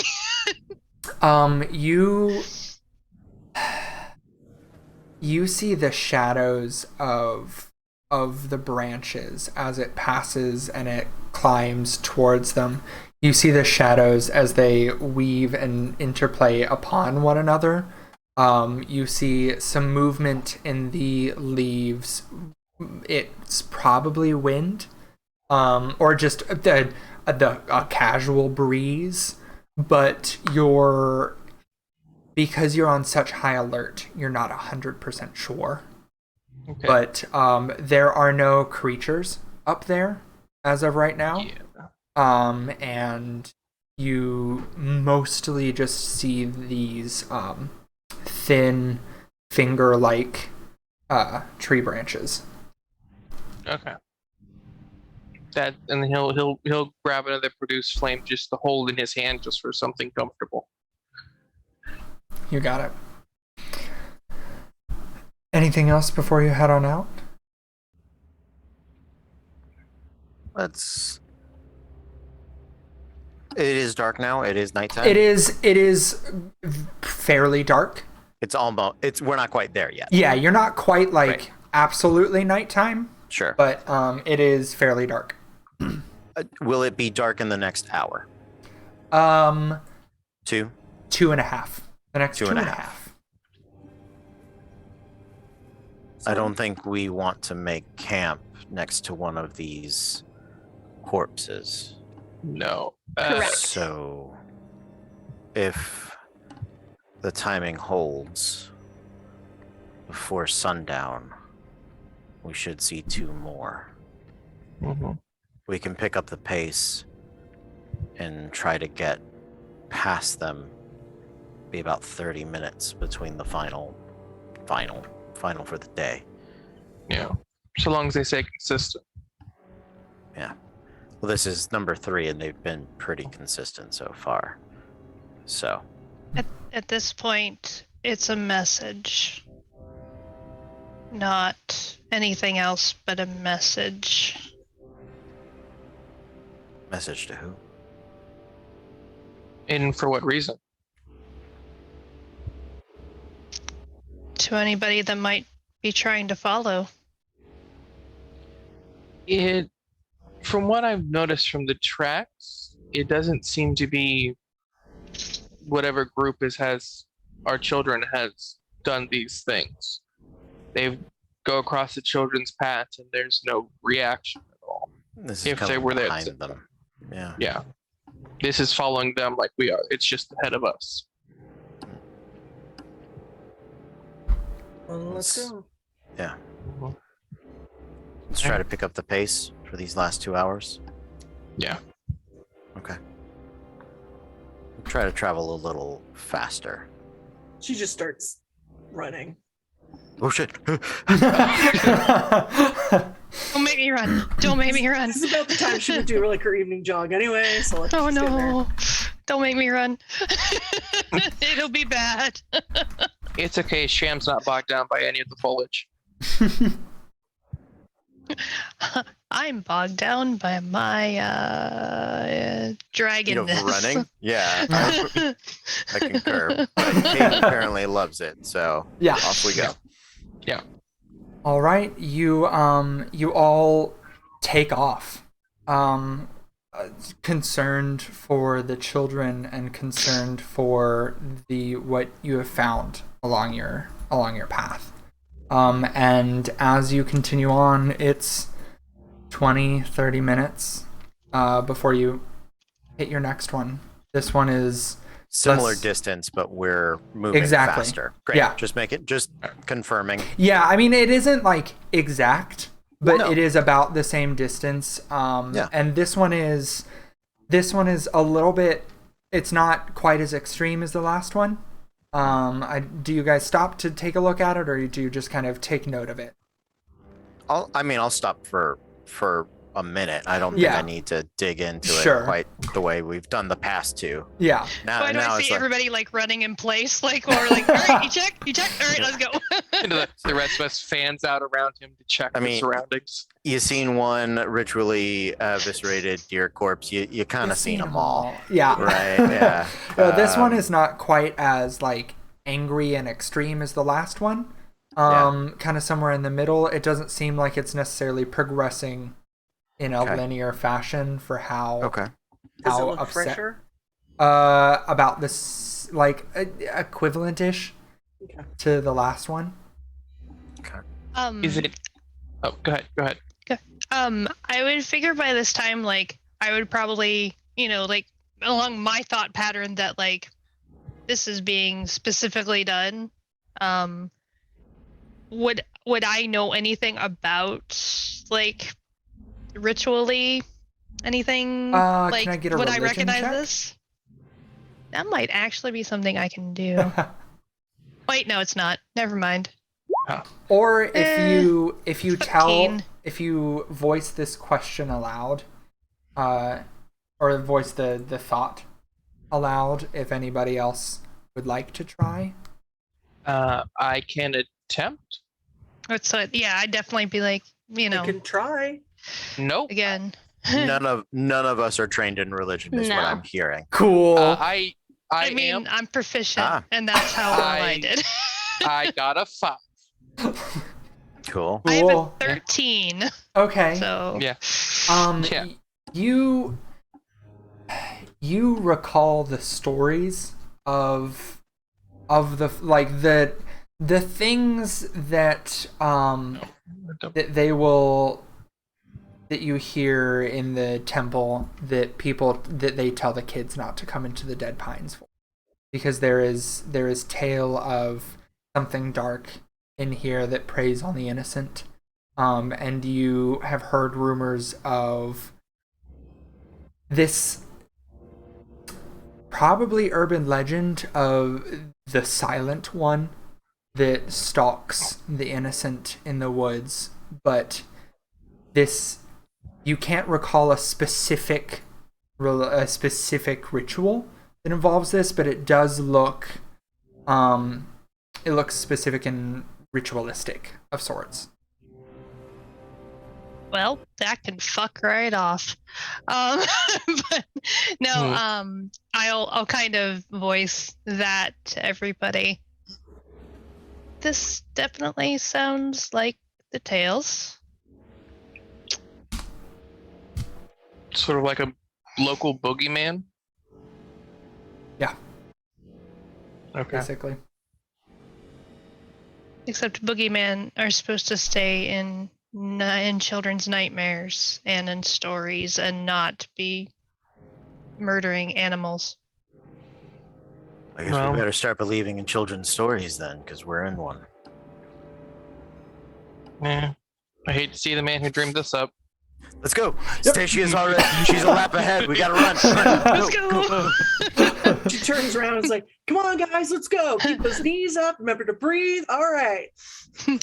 I'm panting as I'm running, and I'm looking at anybody that's hanging behind. Remember, the only I'm person glad. you're racing against is yourself. I'm so glad I never had them for any kind And of. Oh Lord. and whoever stole the children, that guy too. Oh, Oof. Goddess bless. I can't help you now. Let's go. Come on. There is no goddess here. Let's You go all make him feel the continue. better. Yeah, sorry. You all continue, and you spot more of these animals, more of the same at about similar-ish intervals. Okay. And it is Quality is sort of random. Yep, Timeline is roughly the same. similar. Yeah, similar timeline. Method fairly random, but similar. Okay. Some of them appearing more animalistic than others, but no particular pattern. I would like to still be marking trees as I go, Yeah, as sure. best I can on the run. yeah, yeah. Sham is now going to be doing that too, just sort of like sparking the ground here and there to see to get things to grow that he knows wouldn't normally grow here. Sure. Just so there's a more natural path to follow back. Yeah, absolutely. All right. Okay, that was a long run. Let's settle in for camp. Like, try to find a decent middle ground so that Yeah. we're not, you Mhm. know, on top of said corpse. Mm-hmm. As you guys begin to slow, you do hear a little bit of the in the distance the crackling of thunder, and it is not quite overtop you, but you do hear it in the distance that it may storm sooner rather than later. But you are able to set up camp if you want. Yeah, I mean, in my naturey way, Uh-huh. do I think that there is the chance of some form of cave or something that may protect us from the rain? Do I have any indication that that would exist here? So you think that, just based on what you've seen in the forest thus far, the canopy Yeah. is very tight. So you will most likely be kept as dry as you could be, but there's Okay. not All right. necessarily going to be any caves because this isn't really a mountainous region. Right. Okay. But Didn't suspect so. Just wanted to check in with Caden on that. Yeah. So. Sham and Caden can probably find a closer group of trees just to keep it especially dry. yeah, Using absolutely. Absolutely. Our nature roots. Yeah. So as you begin to bed down, are you guys starting a fire or are you going dark? Oh, I'm gonna start a fire. Yeah. Yeah.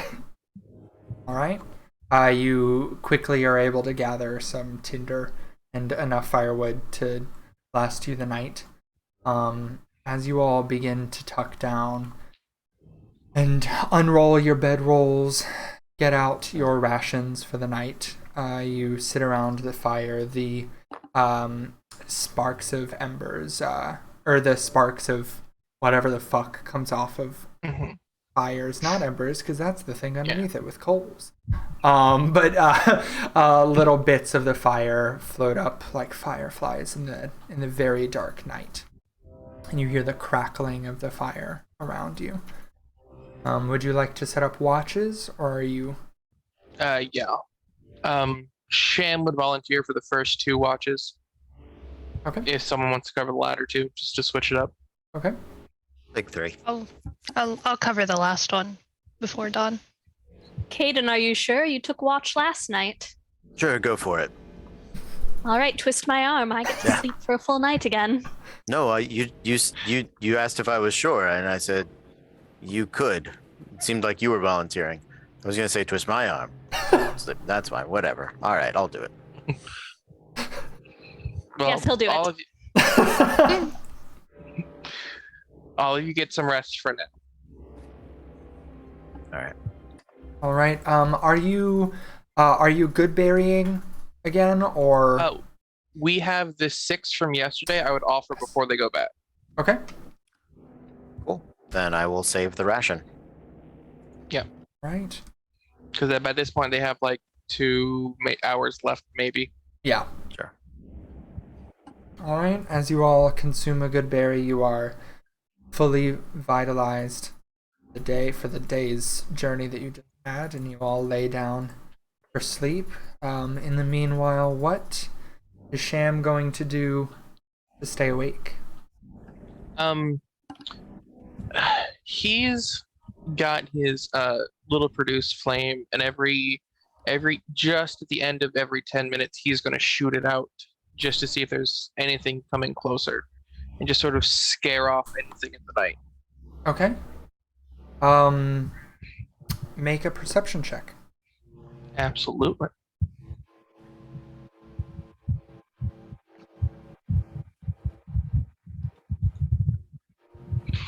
Well, that doesn't seem to want to do it, so we're just going to do it the old-fashioned way. Oh, no. There it went. 22 is the one that should have come through. Ah. Well, you... Not to be that person, but you don't see a whole lot. No, that's fine. Yeah, like you That don't. There's not a lot to see. It's not necessarily surprising because of the lack of living wildlife that you guys have come across as of yet. But you don't see any scary eyes in the distance. You don't see any scampering of creature. But you do keep a close eye out, and nothing seems to happen during your watch. Okay. Then I will wake the next person up and begin my trance. All right. So I'm up. I will stay up. Do some marking the trees. Okay. Right. But I also think I'm gonna like light a torch and keep a wider perimeter than just the firelight. You know.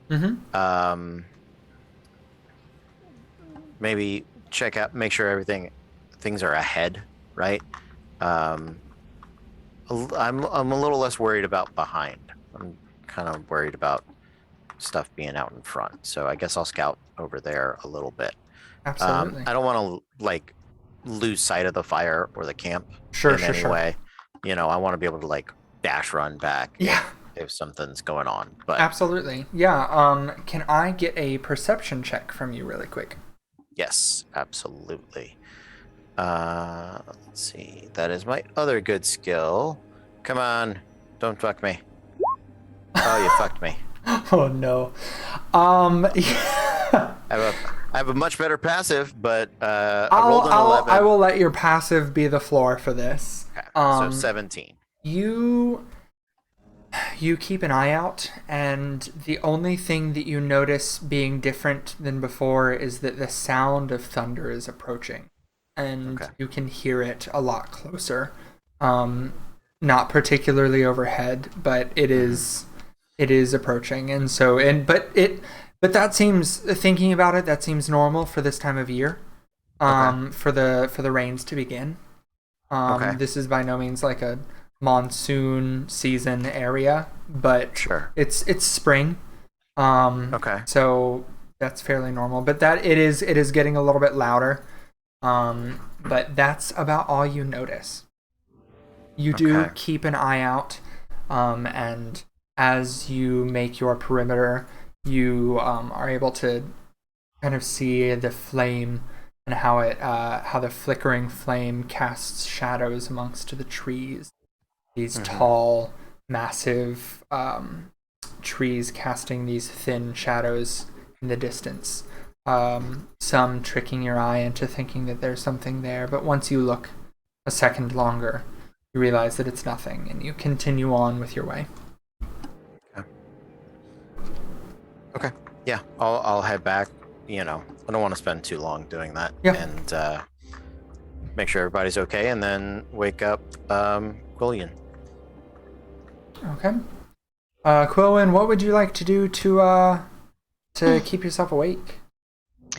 What I think I'm going to do is I'm going to just take a cloth and take out my short sword and just kind of sit there and just clean it and kind of hum some of the children's songs, kind of under my breath, just to keep the silence from getting to me.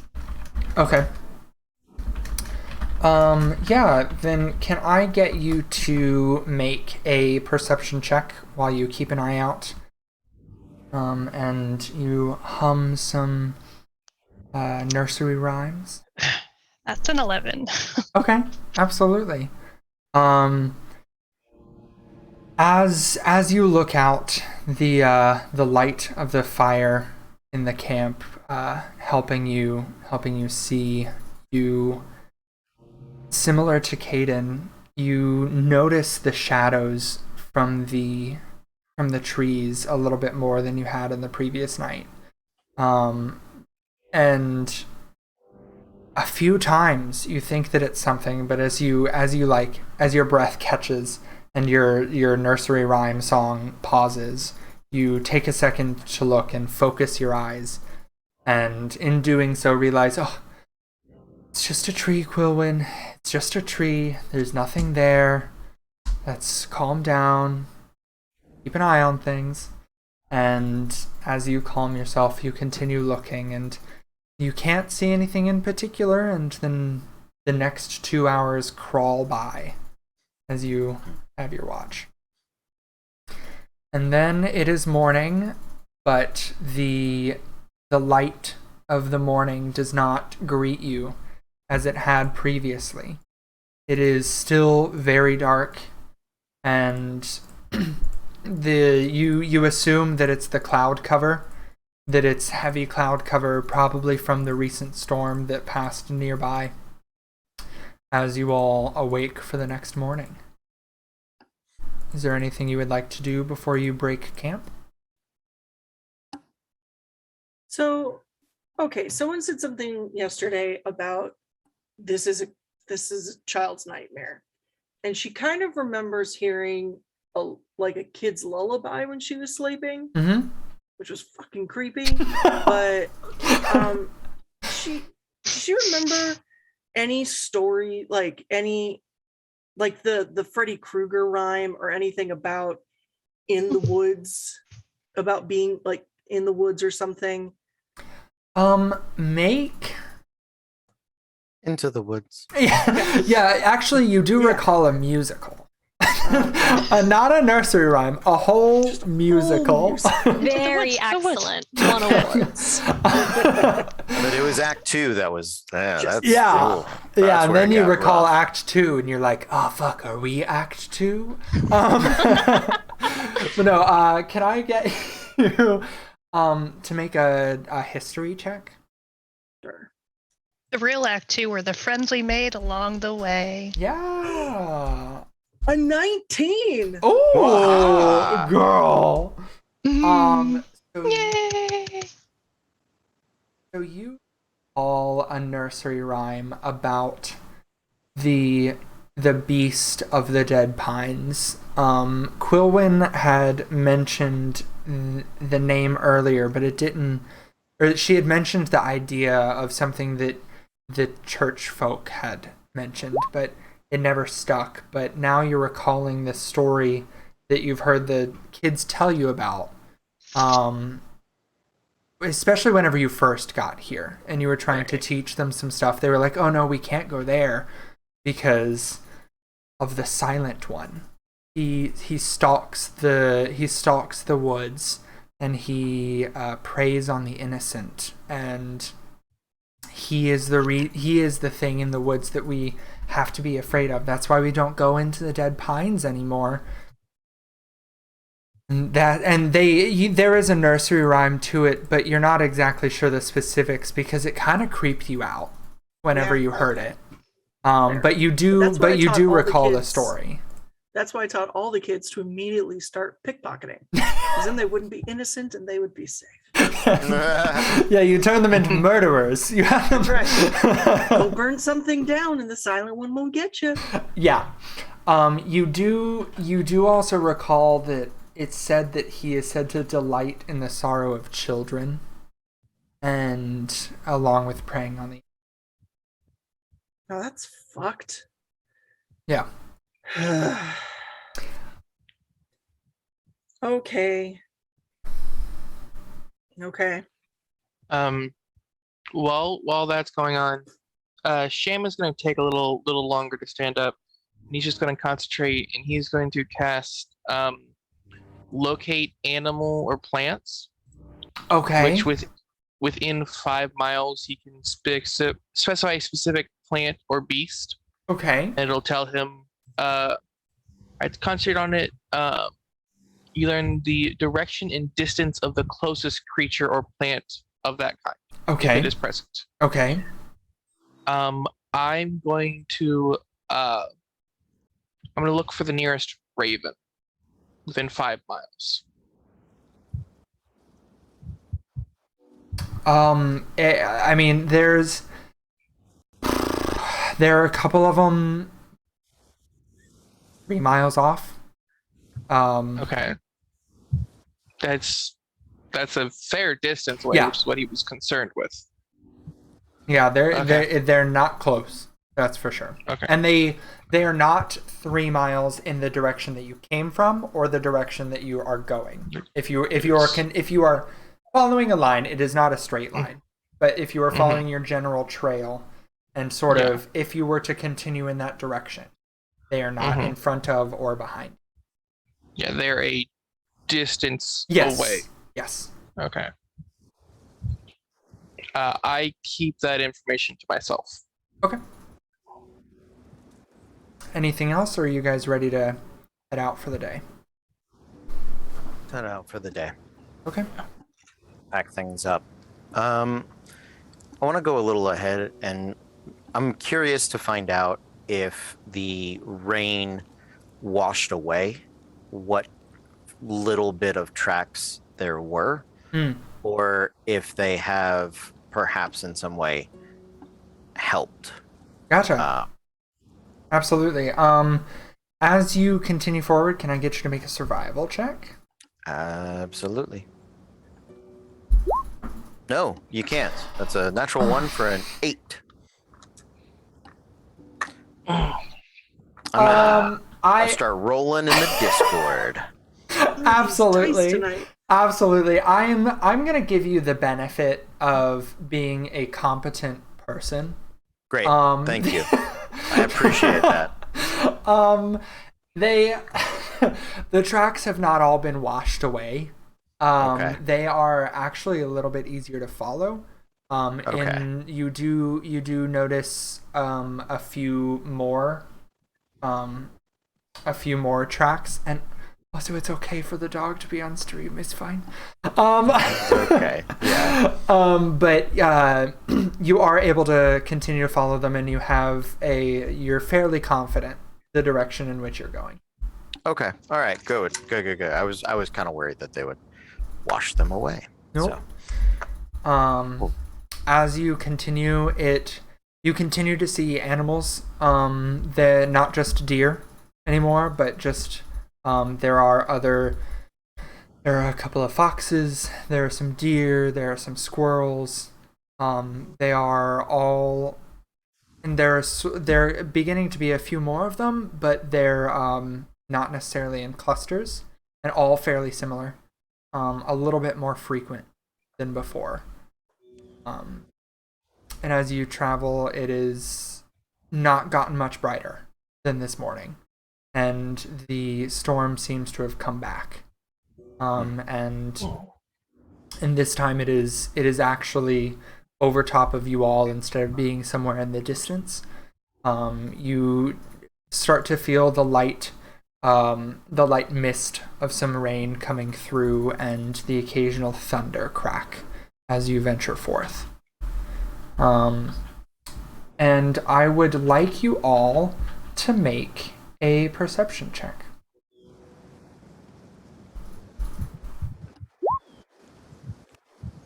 You know what? Got a 12, There we- very middle of the road. Okay. An 8. What's with the 8s tonight? Sham got a 23. Thank God. 6. I fear what comes when we come to combat, but he got a 23 to see what was going on. 8. All right. I switched rollers. I went to Discord. If you need to use Natural 1. if you need to use physical dice, feel free. Yeah, Some mine point, didn't. yeah. Mine didn't help. That's fair. As you all continue forward, Sham, you smell it first, but the rest of you also smell this foul metallic odor, this scent of damp rot in the air. It's not particularly surprising, seeing as how you've passed all of these animal corpses, but it is getting a bit stronger than you had previously noticed. And as you continue forward, you see the sky flashes, the forest flashes white as a crack of lightning illuminates the pines slightly. And you continue forward, a crack of thunder, and then Sham, as you are out in the front looking out, another flash of lightning happens, and you believe you see 3 human figures facing away from the party, motionless and dressed in the garb of merchants. As that flash of white illuminates the surrounding forest, you blink and look and discover that the figures are now facing the party. What would you like to do?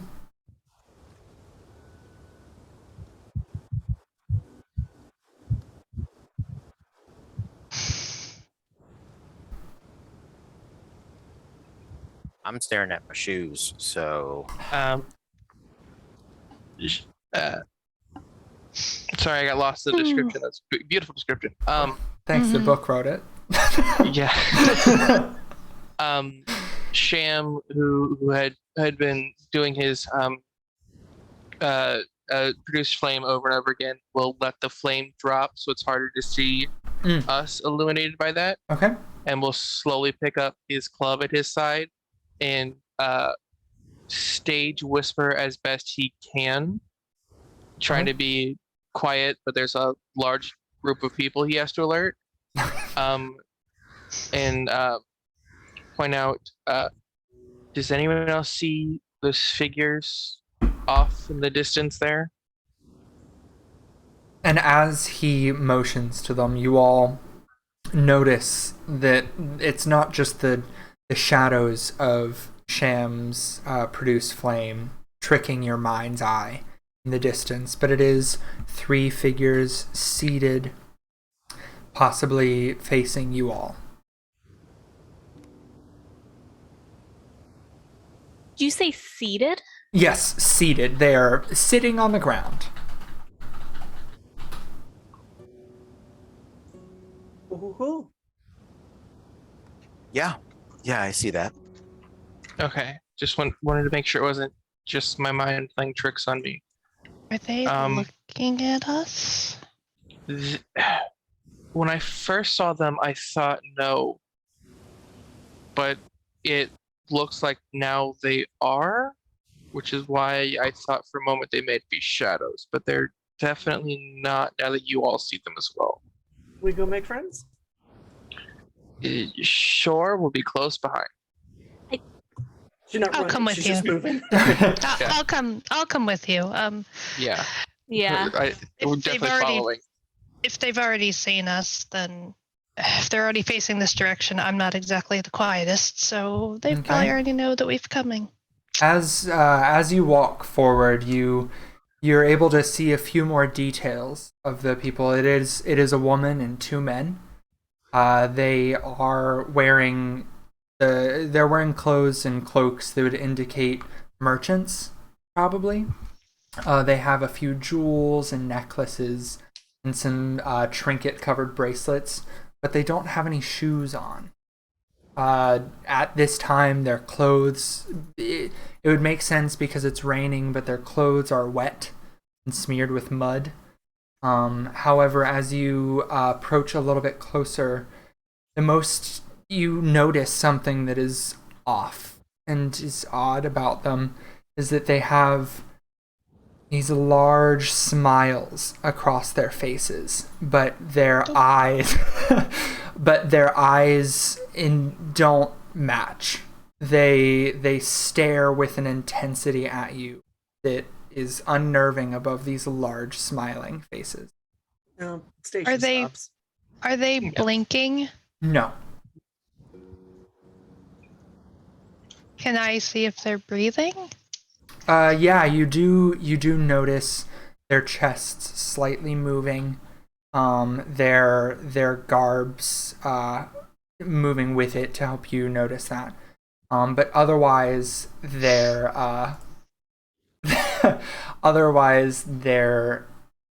their eyes are like wide with hateful glares. So I hate it here. I'm a merchant. I run in these circles. Mhm. I would probably recognize anyone from town or adjacent. Do I know these people? You do not, but can I get a ooh. Look at this list. I don't like the ooh. Can I get a That was way too joyful. I guess another perception check. Or a history check? Fuck it, a history check. Sure. To see if you can recognize any symbols or anything on them. You do not. With a 10, you don't notice any particular symbols of merchant guilds or anything on them, but you do notice that they all have very similar attire, which makes sense with them traveling together as merchants. Would I? Go ahead. Go ahead. Nope, all you. Would I recognize them just because I've traveled a little bit more outside of this area? Or Go ahead and give me a history check. I'm gonna roll it. That's still doing better for me, and I do not. Fair enough. They are definitely not from the 3. town. They're definitely There's a not from 1, the town, actually. but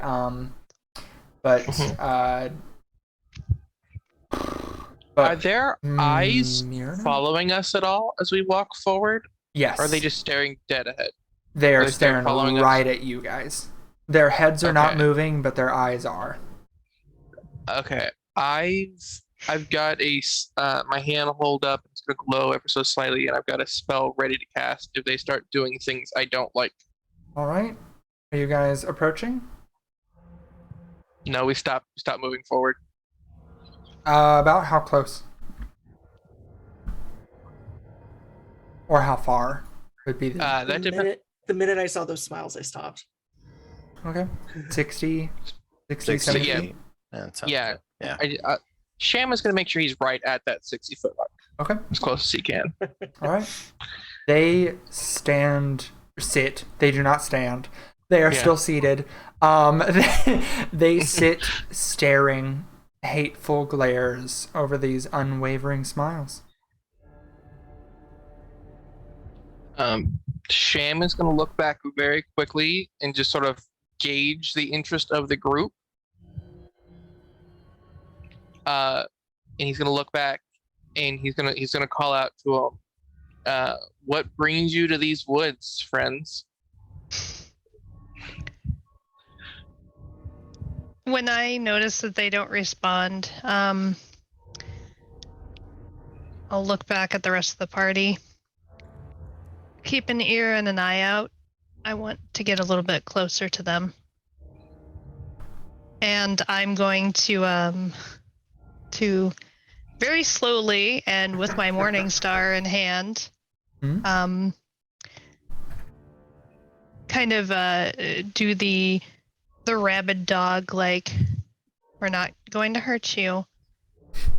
We're Okay. just trying to make sure you're okay. Myrna will just quietly plaster herself to your side, like she's gonna shadow you as you're going up there. We just want to make sure you're okay. Can you tell us what's wrong? You begin to approach 55, 50, 45, 40 feet. And as you get a little bit closer, the woman finally breaks the silence, opening her grin wider, parting her clenched, decaying teeth to speak. What you first hear and think might be a whisper eventually gradually evolves into a dry, raspy, heaving sound. Her tongue pushes forward beyond her lips, going past her chin, and then it splits and wraps around both sides of her cheeks. The tongues continuing to push forward further and further until they seem like they're almost elongated fingers. As the woman's mouth gapes wider, her cheeks tear, and there's a sickening crack that marks her jaw dislocating from her head. And out from them, malformed hands begin to pull a creature out of her now broken and bloated throat. And as the fear claws at the back of your neck, I need you all to make your very first sanity saving throw. As that happens, can I unleash my spell at them? Possibly. Well, Okay. shit. If we're consistent. Well, shit. Natural 20. I'm so sane, y'all. I've never been scared once in my life. You're fine. Oh gosh, what did you guys do? Oh no. Oh no. Okay, let's see. So everybody except for Myrna, you All right, girl, are have fun with this one. It's all you you. are Got it. going to take 15 stress damage, and Sham, even as your brain tells you to unleash this spell, your body simply cannot move as you stand paralyzed in fear.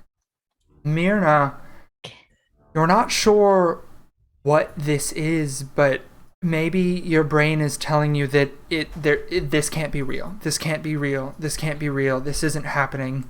This isn't happening. But as the hands pull this emaciated figure from her neck, you see this blood-soaked figure that is, it's roughly humanoid in shape. It lacks a nose and a mouth, but has what you can now see as distinctly fingers. These long, sharp fingers, almost talons. And its face is marked by these 3 hollow cavities. It would be where its eyes are, and one in its forehead. As you approach, it runs towards you. And I shoot it? and as it begins to lunge, lightning cracks, and you hear this unearthly scream erupt from the 2 nearby men as it claws at them and slices both of their throats, and you can shoot at it. Yeah, I'm gonna shoot an Eldritch Blast at it. Absolutely, make an attack roll.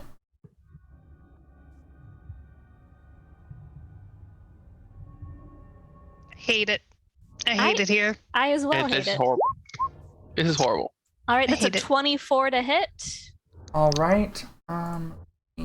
Yeah, that will hit. Thank God, because if it didn't.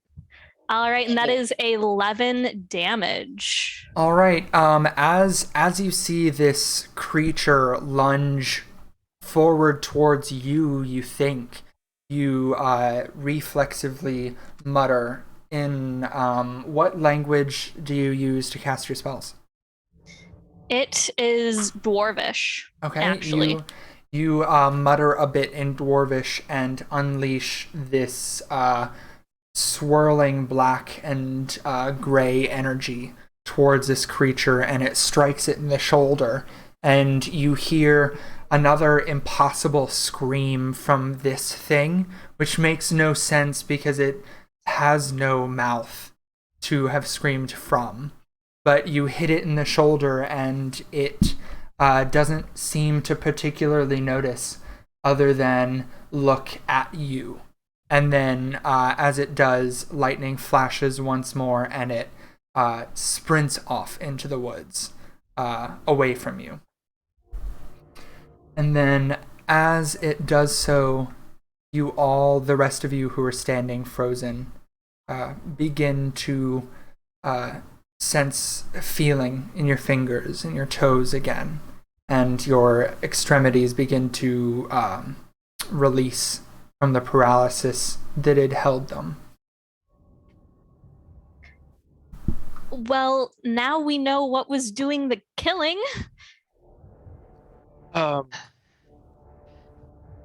What in the goddess's name was that? Daisha just starts crying. I very like haltedly like move over to you, and like, even though I'm shaking like a leaf and I can barely lift my arms yet, I still like attempt to like comfort you.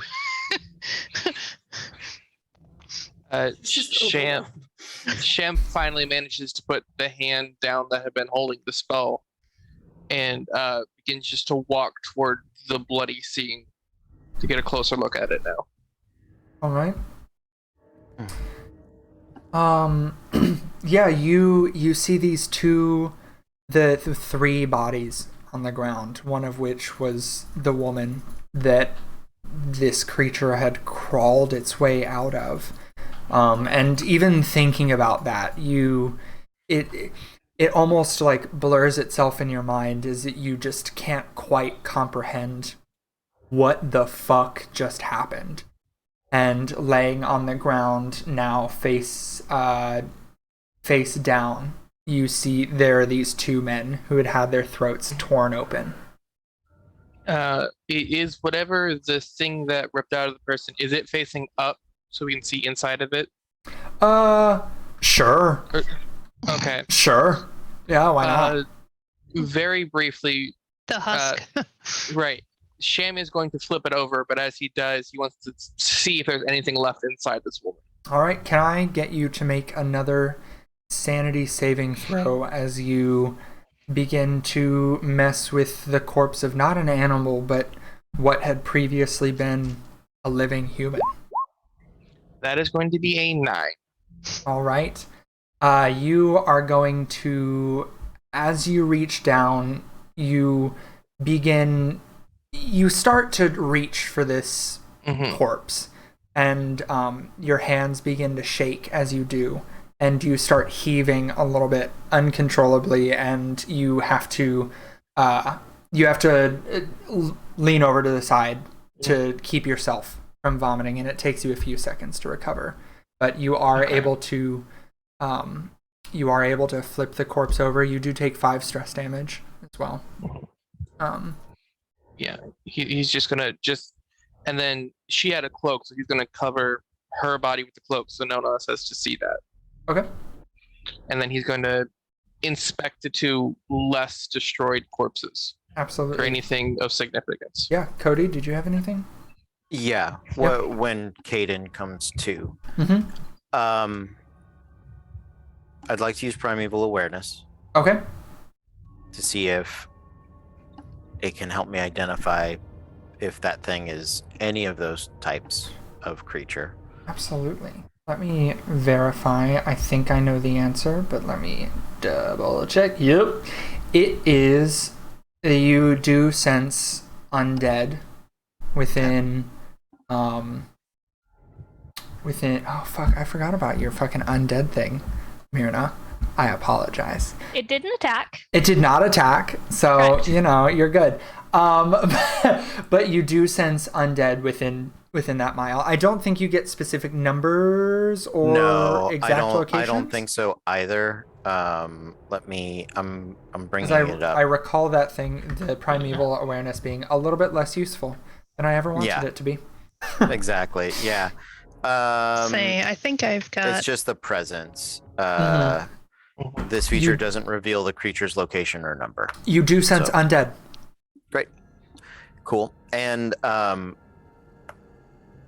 I'm doing that, Mhm. or it's only an action, so Yeah, 6 absolutely. seconds later, I'd like to reflect Mhm. on all of the deer corpses Yep. that we inspected at great lengths that got up to my elbows in. Yep. Thinking back on it, Mm-hmm.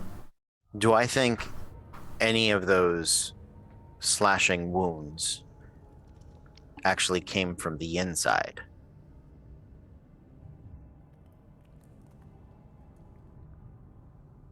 Look at that face. No, they did not. Okay. All right. Well, It'd almost be better if it had, because then maybe it'll know. take it, and maybe they'll take animals then. But no, it wants humans. Yeah, not All right. not in Cool. particular. You do kind of the wounds, the way that it slashed the two men's necks. Mm-hmm. You- That seems it more seems, similar. Yeah, it seems than- more similar okay. that way than Than necessarily it the way that bursting it out of. raw. Yes. Sure. Okay. Great. Just wanted to circle back on that. Absolutely. The slashing of the necks. Mm-hmm. Does it look as if the vocal cords were cut, or just like a slash and bleed out? Fairly deep, but not nearly headless Nick. So vocal cords are probably intact. So after I've helped poor Stacia over there, like, clean up a little bit, I'm going to I want to go over to one of the men, and I want to see if there's any sign of the extra large smiles, like if they inflicted them upon themselves. Like, I want to see if there's any, if there's any blood on their hands that might have been there before, or any blood underneath their fingernails, or any kind of like bloody weapon, or Okay. anything on them that could have like proved the, Absolutely. I'm increasing that. Yeah, I would like you, as you approach these bodies and begin not messing with them, like that seems that seems really offhanded and like not what you're doing, but as you begin messing with the corpses, I need you to also make a sanity saving throw, please. As you have not quite manipulated corpses like this before. That was even worse than my other one. That is an 8. Just like Sham before you your hands begin to shake as you reach down to what had been just moments ago a breathing person, and you can taste some of the bile in the back of your throat as your sense of smell is assaulted by the stench of rot and metallic blood, and you begin heaving as well, but you're able to recover in a few seconds, and you also take 5 stress damage. It's a good thing we ate good berries instead of trail rations. Hell yeah. Right. You between you and Sham, you do find some things on the corpses, some items of worth. You don't notice any self-inflicted wounds on the merchants. You do notice dirt underneath their fingernails, and their feet are, like I said, they aren't wearing any shoes, so their feet are very dirty and bloody on the bottom, as if they had been walking in the woods with no shoes on. But nothing in particular past that.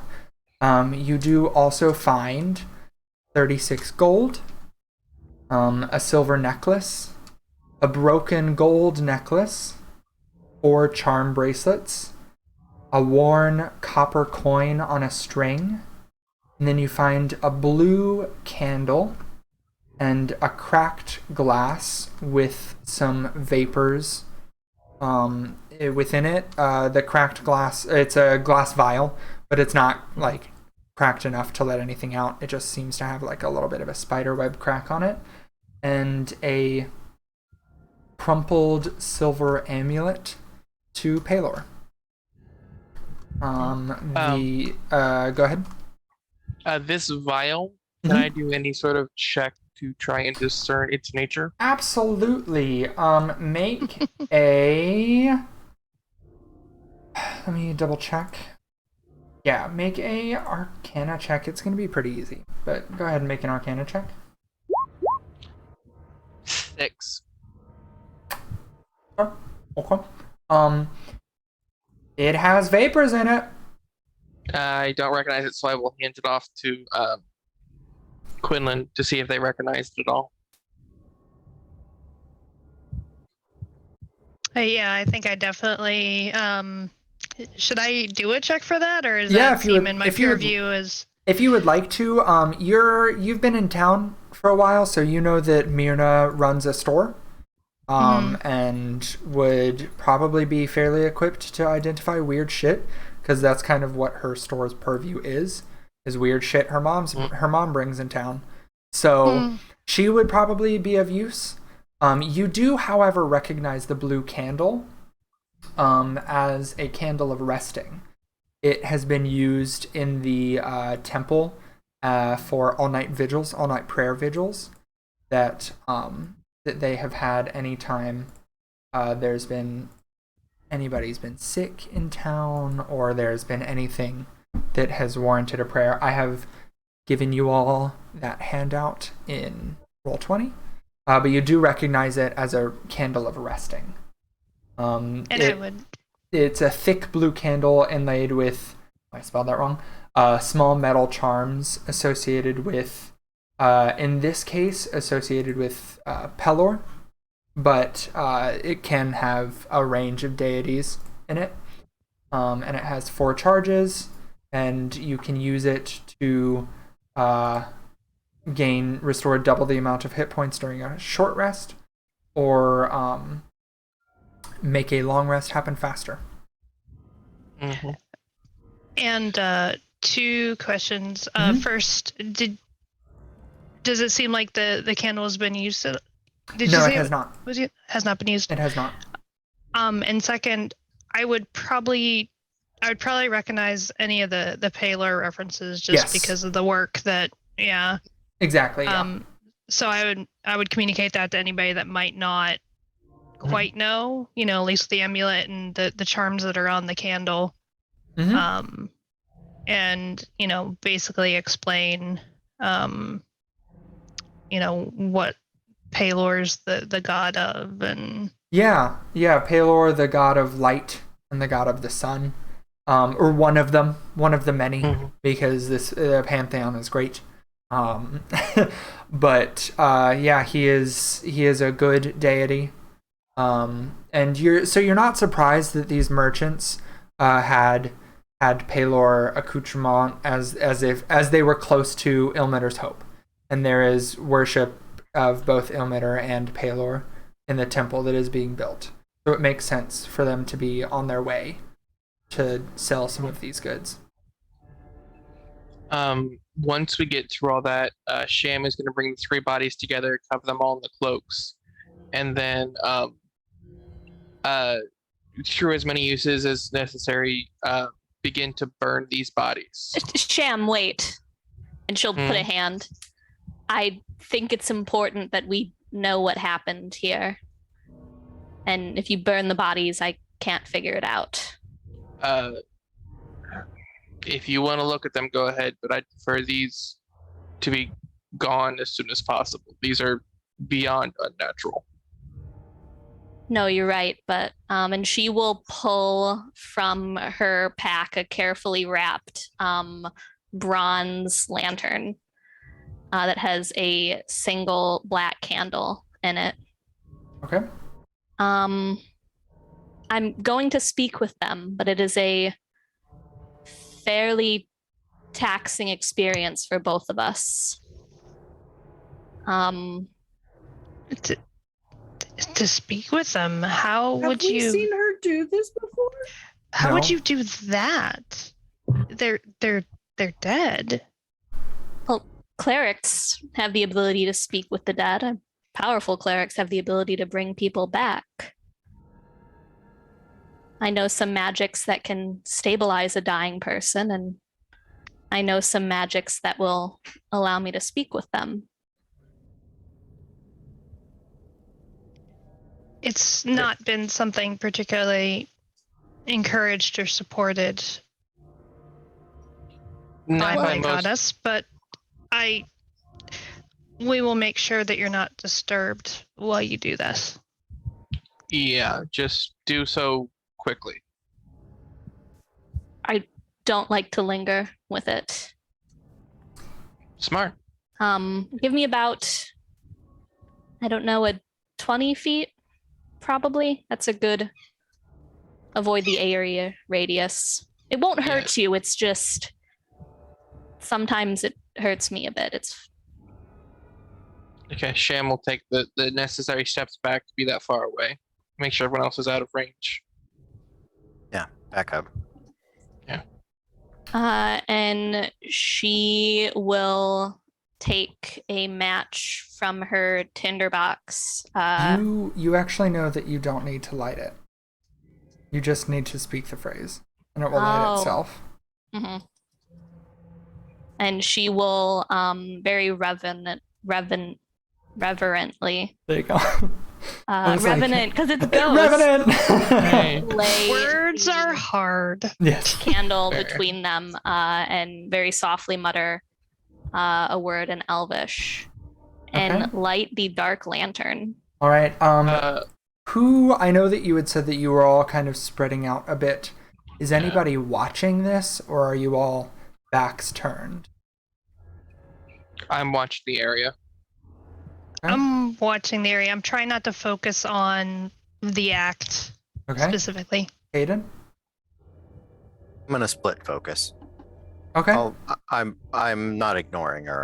I want to see, but I'm also not gonna like enthralled stare at it. Sure. to the exclusion What of you things doing? around. All right. Then as she speaks this, as she quietly mutters this word in Elvish, the lantern, the small black candle lights, and this eerie green glow, can't speak, emanates from it in about 10 feet. And you can see this almost wisp of something. It begins at the edge of your field of view and slowly creeps its way into the mouths of these two dead bodies. And as it does so, you hear them gasp. Oh God, why have you brought us back? I need to know what happened to you. And as you hear the cries of these two men, I need those of you who are looking to make a sanity saving throw, please. As your grip on reality is I may not be tested. looking, but I'd be hearing everything. So Nat I 20, would. baby. I got a 6. I'd still roll. Let's see. 14. 9. Okay. Let's see. Okay. So That's fair. I'm right next to him. yeah, so let's see. Stacia, you are the only one that passed. As the rest of you hear these cries and see these bodies writhing in agony, you all, Caden, you begin to shake, thinking of what happened to these men, and you take 10 stress damage. Myrna, you can't help but feel a few tears roll down your cheeks as you hear the genuine agony that these men are feeling, and you also take 10 stress damage. And Quilwyn, as you take this stress damage, you begin thinking about what you saw as you flipped these bodies over earlier, and you begin to feel that same bile rising up in your throat, and you have to hold back the urge to vomit. And so yeah, they cry out in pain. Oh, when do you need what? What are you asking for? Oh God! I need to know why that thing crawled out of your friend. I need to know what made you smile. The silent one has come, and it was him. It was him. Oh God, please release us from this pain. How did it catch you? We were traveling to town, and it came upon us at night. Oh God! Did you see the children? No, there were no children.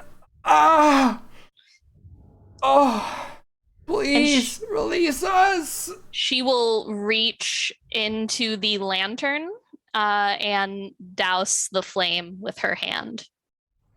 Okay. As you do so, you hear one final gasp from these two men. And do you say anything when you? I don't know if I know it. You do. Okay. You do. Yeah, then I will grab it and mutter a different word in Elvish. Okay, perfect. And release them. Okay, perfect. Yeah. I just wanted to make sure. I didn't know if I physically had to. I didn't know if I knew how to turn it off. You do know how to turn it off. But you hear one final from these bodies as their spirits are pulled back out of them, and they fade back into the ether. And the glow from the lantern is put out as soon as Myrna reaches for the wick and speaks the word in Elvish. And she will. Go ahead. I was gonna say, and with that, I think we are going to take a short break after these adventurers had witnessed this horrific scene in front of them, their first delve into the mysteries of the dead pines.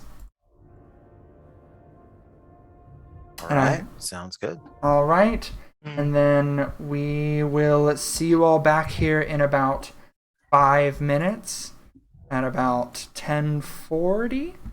So back, everybody! We are Rep RPG, and tonight we are delving into the strange, mysterious, and dark domain of the Nameless God. With me tonight, I have... Again, I'm playing Stacia, the human fighter. I'm Cody. I'm playing Caden, the human ranger. Hey, I'm Nick. I'm playing Myrna, the human warlock. I'm Roya. I'm playing Sham, the wood elf spore druid. And I'm Silent. I'm playing Quilwyn, the dragonborn paladin. Awesome.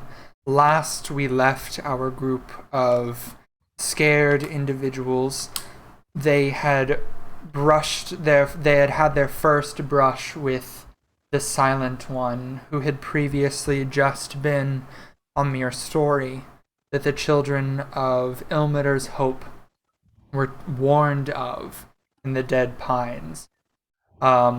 Myrna had a harrowing conversation with the recently deceased, and Sham, as you were gathering the corpses, I need you to make a did you by chance did you flip them over? Are they face up, face down?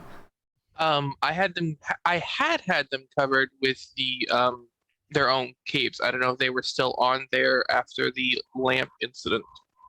I would assume they had been taken off for the lamp incident. Okay, then with that done, him going back, he will recover the corpses. Okay, absolutely. Before he does anything with them. Absolutely. If he's not stopped this time, he will start to burn the bodies. Okay. As as you go back over and you start to cover them again, you notice something that kind of stuck out to you earlier, but didn't. And Quilwyn, actually, you would have noticed this earlier as you were investigating the corpses.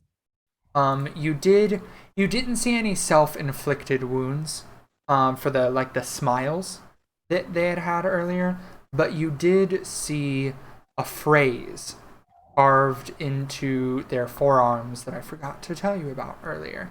What languages do Quilwyn and Sham? Common, Elvish, Druidic, and Dwarvish. And I speak Celestial, Common, Draconic, and Elvish. Okay. It is. Let me double check. I could have told you. I just forgot. Because I might give one of you a free language so that you can. Cody, what languages do you speak? I add deep speech and Orcish to the mix. Okay. I forgot to check and see if at least one of you spoke a very important language for this game. Fiendish or infernal? Infernal. That would be Infernal. the one. Yeah. The Will would never know that language. The crazed sorcerer knew those. The monster hunting. And I think that's what it was, is that I saw Infernal on his list and went, whew, Yes. one of them has it. I don't need to double check. Doesn't that come standard on the Warlock, though? No. Depending on the Warlocks? pack. No. Come on. Yeah, depending on the No. pact. I mean, I Yeah. read a lot of books. I'm very bored oftentimes. You know what? And You can have a free language, Myrna. You get It's a reward Infernal. for the lantern. Yes. Congrats, reward. you can tell exactly what's going on. Yes, but you both, Quilwyn and Sham, as you've been the ones that have kind of manipulated the bodies, you've noticed this phrase carved into their arms, but you do not recognize what it says. Sham, before you burn, does anybody else see on their arms? There's something written there. It's nothing I know. It seems to be a very unusual script. Does anyone read this?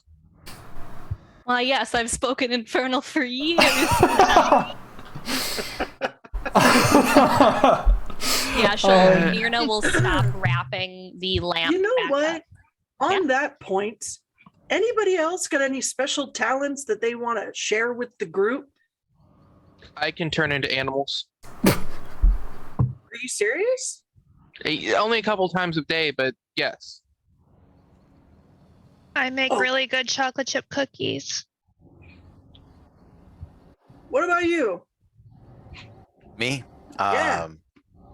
I shoot stuff. I have a No? What? what? What? I'm All sorry, I'm what? saying is I walked into the woods with what I thought was a shopkeeper I who still hadn't been am. doing shit for the last day and a half. And then all of a sudden, homegirl's out here talking to dead. Wait, why are reading you what's on- insulting me for not doing something the past couple days? I do what I'm useful at. Let's focus. I'm insulting you for not telling us that you can speak with the dead and that you read carving on skin. It upset you when I did it, so I didn't want to tell you until I needed to. What do you mean it That's upset me? Well, you're upset right now. You know what? Just read the arms. It's fine. Okay. I was going to. I have a But- bird I talk to. That's fine. Okay. I talk to birds. That's actually not something a lot of people talk to birds. Yeah, see, that's normal. That's fucking normal. Why wouldn't you? I mean, God. I also make really good cinnamon rolls. Oh my God. Okay. Oh. Myrna, as you approach these bodies and look at the carving in their arm, you recognize the scrawling as infernal. a language that you have read for years and that did not just get gifted to you for the betterment of this campaign. Years. Years. My personal cipher is infernal. Centuries. You recognize the phrase "Dahafwik Ma," which translates to "Do you seek him?" carved into these arms. And as you recognize that, I need you to make another sanity saving throw, please. No. 18. Something about this phrase begins to Oh, thank you for the follow. Something about this phrase begins to alarm you before you shake your head and get a hold of your senses. But that is what you read carved onto these arms, the arms of both of the men, and should you go look, the woman as well. Do we see the physical reaction she has to just reading these words? It's the briefest of reactions. Okay. It could just be that she just read some words carved into a human, which is alarming enough in and of itself. So you're unsure if it's that or if it's something more. You're reading this. We've been trying to contact you about your car's extended warranty. Exactly. We all take sanity and mental damage. Insurance collectors are wild. Little did you know, the silent one was just a Geico person. It's Flo. I start burning the bodies faster. Gotcha. As you begin to put your produce flame onto these bodies, the stench of decay and rot and metallic blood it was already strong, but it grows in intensity to a point where all of you begin to feel more queasy than you already had. You're all able to cover your nose, cover your mouth, or do whatever it is that you need to in order to keep yourself from getting sick. But the stench grows as you burn these bodies. Well, That's not a normal smell, is it? No. And once that's done and I get back to the group, I will start. is it a attempting normal to- smell? The smell of burning humans? Yeah, I mean, a funeral pyre for soldiers is probably pretty similar. Yeah. So, I mean, as far as like freshness to a body being killed, does it smell distinctly different? Absolutely. That memory? It definitely smells the same. It's just also a question of whenever it's a funeral pyre, that's a big fuck off fire versus the small burnings of some produce flame, which makes it worse, I would assume. But Yeah, Okay. probably. Just double checking. Yeah, absolutely. As the burning has begun, I don't mean to be, that person, but I would like to take this opportunity to suggest that we all go back to the village, tell them that their kids fell off a cliff and that it's time to move. And then we go far, far away from here and never return. That would be my... I just want to be the person that said that would probably save all of our lives. I don't want to abandon any children of any village, but this is not my village, and that thing just crawled out of a person. Yeah. You haven't seen Quillen get this pissed off yet. She turns around on her heel to face you. What did you all say? She's hype girling her in the back. Yeah. Didn't all say something. Just me.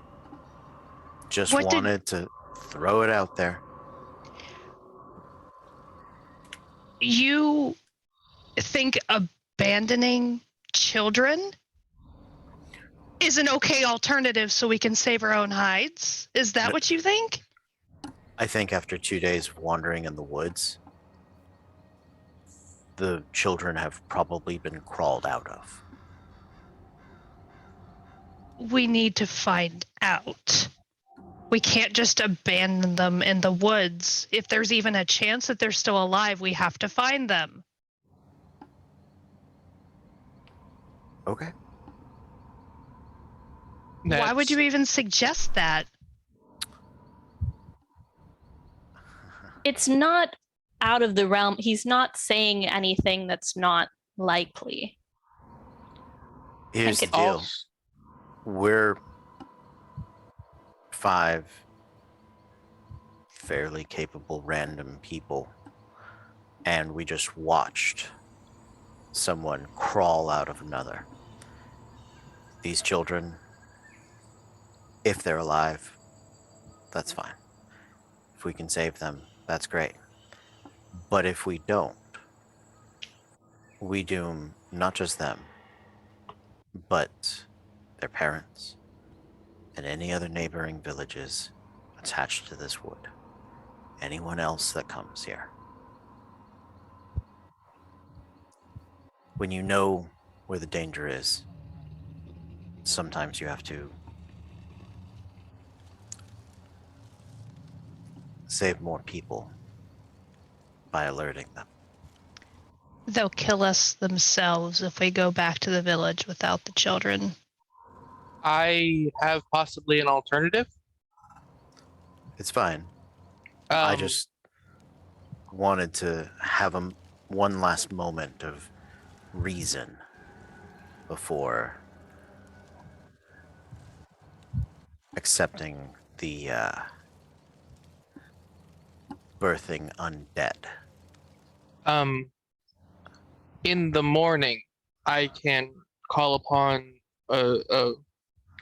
whatever creature we can manage to find around here and send it back as a messenger to the town to warn them that there are things in this wood that are killing, maiming, and that if we don't come back in a certain amount of time, abandon the village and find somewhere else to live. They may not leave us, they may come after us, but we would have done what would have been the smart thing to do. All right. Sounds good to me. But that can't be done until tomorrow morning at the earliest. You see, at that, Quillen kind of deflates a little bit, and I apologize. I'm just not. Don't. I don't want any human, child, person to suffer to this, and if there's even the slightest chance that we can save them, I'm sorry. Don't be. I know a lot of heroes in the army.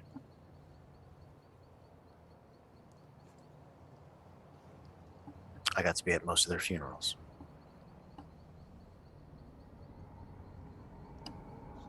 And he's gonna start walking further down the path. Right. Is there anything else anybody would like to do? I am gonna druid craft just some nice smells, but it's like Febreze over a bad odor. The So now it smells like flowers and rotting corpses. Yeah, I was about to say unfortunately the stench of rot mixes and mingles with the scent of roses and delphinium and whatnot to just Rotting sort of flowers. just sort of mingles together instead of masking it necessarily, but changed the smell, if nothing else. That is a smell actually familiar to Sham, so that's actually a little more comforting. Enough. Before we completely walk away, she's gonna stop and say a prayer to Paylor over the burning whatever, and then walk after everybody. Oh yeah. has definitely gotten some prayers from Quill. Okay. Absolutely. All right. As you all begin to leave, on a more high alert than previously, I need you all to make a perception check as you look into the woods, to keep an eye on your surroundings. Oh, Megan. Oh, That Megan. natural 20 for a 19. Yeah, and then look at my wonderful nat 1. Yeah. We're Sham. keeping the balance. With a Sham, 23. Yeah, as you and Caden, as you both look out into the woods, Caden in the front, as he had taken off a little bit before everybody else. For the briefest of moments, you see the glint of 3 orbs staring back at you from the shadows.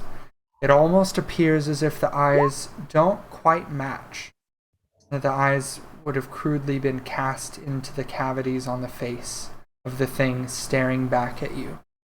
As you blink in fear for a second, the figure vanishes, as if it had never been there in the first place.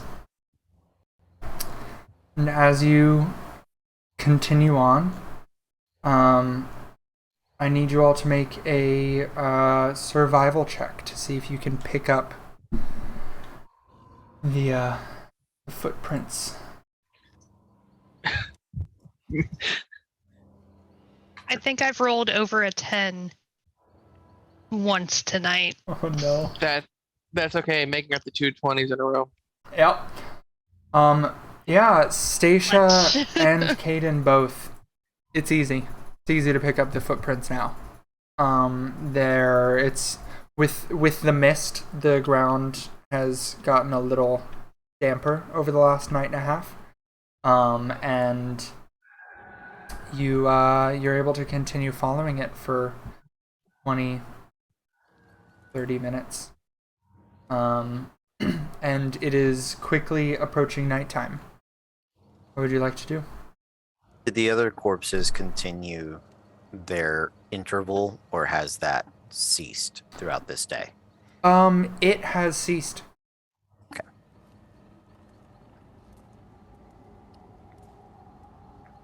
Do we make camp tonight? Entirely I up think to we you. have to. With heavy Yeah. watch. Yeah. Maybe a couple of campfires just to be safe. Okay. And maybe double watch. So Mhm. there's always 2 awake. Okay. As you all begin to settle down. Can't.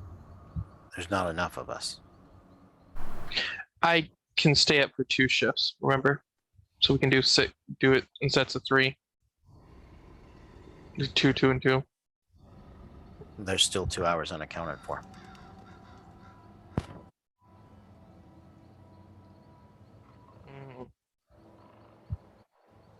Well, pre-dawn's not bad. We'll just have one person for that one. I can do that. That's fine.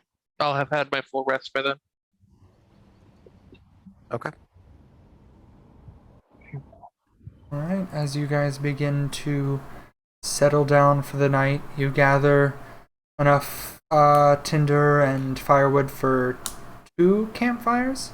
It was, or just the one? I 2. said 2, so we'll go 2, yeah. All right, perfect. You guys are able to gather enough wood, although it's a bit damp because it has been the misty rain has unrelented throughout the day. You're able to get enough. You're able to produce flame to dry it out a little bit if you need to, but you are able to get a campfire going, a couple of campfires going, and you settle down for the night. And each pull out a ration unless you would like to goodberry. I'm going to Goodberry whether we want it or not. just so I Fair. have it the next day at least. I'm gonna eat a ration. Okay. I'd say Yeah. if there's a good berry to be offered, I think I'd prefer the good berry over trying to actually eat a whole ration after what we saw. Yep. All right. I'm actually going to do 2 good berries just to be optimistic about finding some kids tomorrow. Okay. Absolutely. Yeah, you're able to conjure up. Was that 12? 20 total. 20 total good berries. All right. Absolutely. Slightest crumb will feed a man for an entire day. How many have you had? Yes, exactly. So let's see. What order are we doing the watches in then? I'll go Take first. Or go ahead. Are you gonna do it in pairs or as singles? I know it had been discussed, so I just wanted to double check. We had been going to do it in pairs. Okay. So me and Stacia will do the first one. All right. And then the second one will be. Quill will take that one with Myrna. And Sham will do the rest. Okay. He'll have been full arrested by then. Okay. All right. As you bed down, the three of you, Quilwyn, Sham, and Myrna, get your bedrolls out. You try and lay down, rest your weary eyes, trying to get that sight of the disturbing events of the day out of your mind and calm yourself before you slowly drift off to sleep. As for Stacia and Caden, what would you like to do to try and stay awake?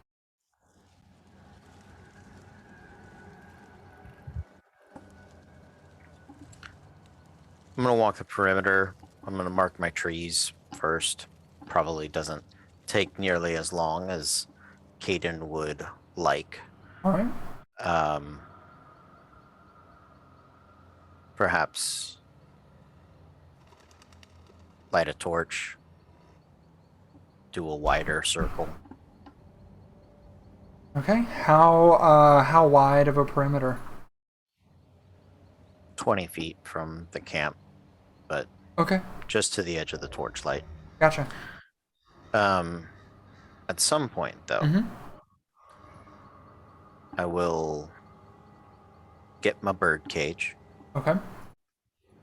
and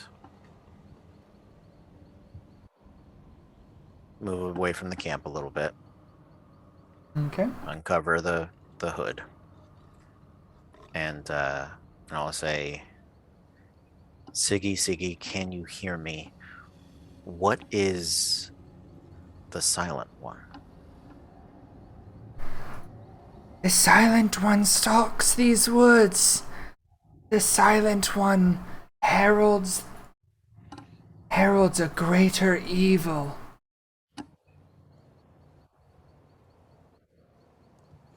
And that's all he says for now. But if you have any other questions, feel free. No, we're okay. Good. Cover him back up, take him back to my bag, pop him on there, give him a little trail ration granola. You notice the granola from the town is still sitting in the bottom of the cage. Oh no! I make certain I dump it out every day. Okay. Okay. It doesn't just accumulate. No. Gotcha. You damn bird. Gotcha. Yeah. All right. You sprinkle some granola in there, and it sits at the bottom of the cage. Less of a feeding and more of an offering at this point. Basically. And then Stacia, what would you like to do to try and stay awake? She's eating. Okay. And her rations are very specifically like these very tiny meat pies. Okay. That like she's got a paper sack of them, kind of like a lunch. Uh-huh. And they're like she's kind of like messing with them like worry beads and taking little bites. So I think she's maybe had like 2 or something. But Okay. She's very quiet. Gotcha. Yeah, I have both of you make a perception check as you have your watch. 18. There it is. Okay, yeah. We're back, baby. Woo woo woo. Yeah, as you both keep a nervous eye on the woods around your camp. Now incredibly alerted to the very real danger that is in these woods. Before it was just this mysterious entity killing these deers and these small oxes, creatures, but now it is something that is more, something very tangible. As you keep an eye out, Caden, a couple of times you think you might see those 3 glowing orbs, but any time that you think you see them, as you blink, they aren't there. Not sure. And Stacia, you don't seem to notice anything in the darkness. And whether that worries you more or not, you're not entirely sure. But your watch passes without any huge incidents. Then, as you come back to the camp, you wake Myrna and Quilwyn for their watch. What would you 2 like to do to stay awake? Myrna, I think, needs some structure and to make her watch feel methodical. Okay. So she's gonna do her watch with some grounding techniques. So she's gonna do the 5 senses. So as she's doing it, she'll focus on, 5 things she can see, 4 she can hear, Okay. 3 she can smell, and sort of go through that process as part of making sure she's focused on the watch. Okay. And Quilwyn? Quillen's gonna make cookies. That's what she does. She bakes when she's stressed. So Yeah. she's gonna take out like her little trail baking kit. Yeah, absolutely. You Yeah. you have prepared a couple of jars of basically ready portioned Cookie mix. some flour, a little bit of sugar, and it's like the best trail cookies you can make. So like it's basically add water, and it's not going to Yeah. be great, but it's at least a little bit of something. It's a cookie. Yeah, and you're able to. And it smells real good over the fire. So, Yeah, you're able that's to all that kind matters of anyway. scoop it onto something and lay that above the fire, or at least near it, and kind of get it to cook. But because there's nothing that really needs to cook in it, whatever comes out is fine. Pretty much, yeah. and like in between steps, obviously, like step away and just make sure Myrna's in sight at all times, and Okay. I can see what's going on and everything that's happening, stuff like that. Absolutely. Can I get you both to make perception checks? See how wrapped up in making cookies I am. Oh, okay. I'm gonna Okay. bump that with my talisman. Okay. Oh, it's only a 15. We'll see. That's a 17. That Okay. could be worse. Absolutely. So as you both keep an eye out, Quilwyn, you periodically taking your break from your cookies to take a quick perimeter around the camp. The rain has continued and makes visibility a little hard, as it's just slightly misty out. But you don't seem to see anything And Myrna, as you focus on what you can touch, what you can feel, what you can hear and see, you can feel the solid ground beneath you. You can hear the slight patter of the water on the leaves above you.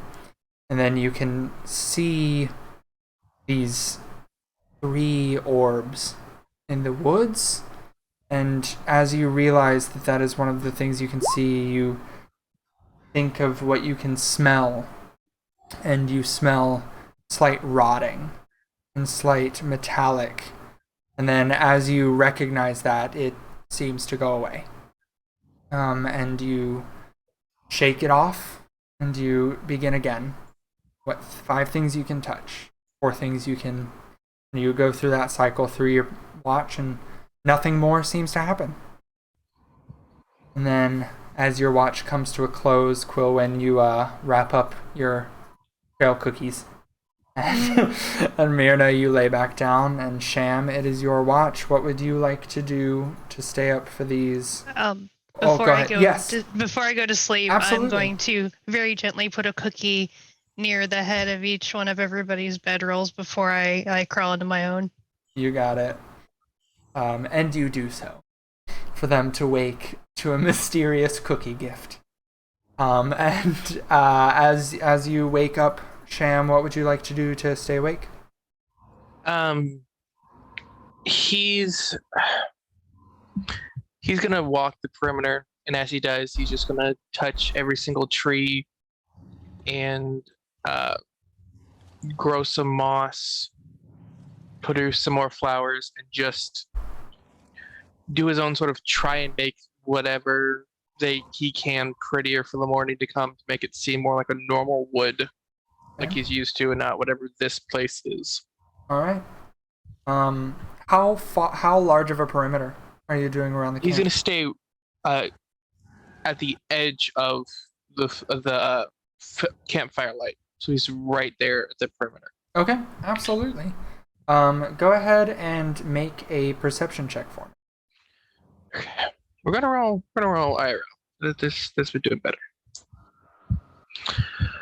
That is going to be a natural 20 plus 6. Jesus Christ. Which may not be a good thing. Yeah. Which may not be a good thing. Yeah, absolutely. So you can see God, and he's pissed. Yeah, you. Nameless. Yeah, the nameless one. Yeah. You keep an eye out, and you, as you make your perimeter, you see the same marks that Caden made on each of the trees, marking them as the perimeter of the camp. And you reach out, touching each tree, feeling the bark underneath your hands as you mutter in Druidic and moss, or the occasional small vine sprouts, or a small bit of flower sprouts from each of these trees as you pass them, casting Druidcraft on each one. And you've made your round. It's been an hour, 45 minutes, and you continue doing what you can to make this area seem as normal as possible, but every now and then you get that same stench of rot, of metallic, and you're not sure if that's you remembering this same smell that you smelled earlier as you burned these rotting corpses, or if it's something new. But your watch seems to pass without incident. Okay. And you will wake up the next morning. The rain has mostly ceased, although the area is still just damp and wet from the past day of light misty rain. And you all wake up to a trail cookie next to your head. I am absolutely eating trail cookie right away. It's poisoned. Please, man. No, okay. Listen, the rest of this adventure, that might be the way to go. You know? Quill is the big bad evil dude the whole time. Dun dun dun. All right. Is there anything you guys would like to do before you take off for the morning? Yes, I have prepared the spell Animal Messenger. Okay. Do tell. So I need to find a woodland creature of some kind, and it will be sent off in the direction I choose toward a person I describe. Okay. And it will go until it finds that person Okay. with whatever note. Let me make sure how much I can. I don't know how much I have to write or say to it. So 1 second. I should have a double check that. All good. Yes. Okay.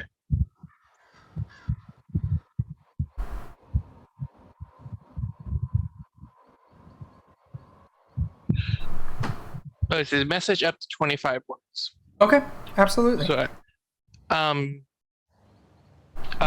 will have it convey, it's us. We're still looking for the children.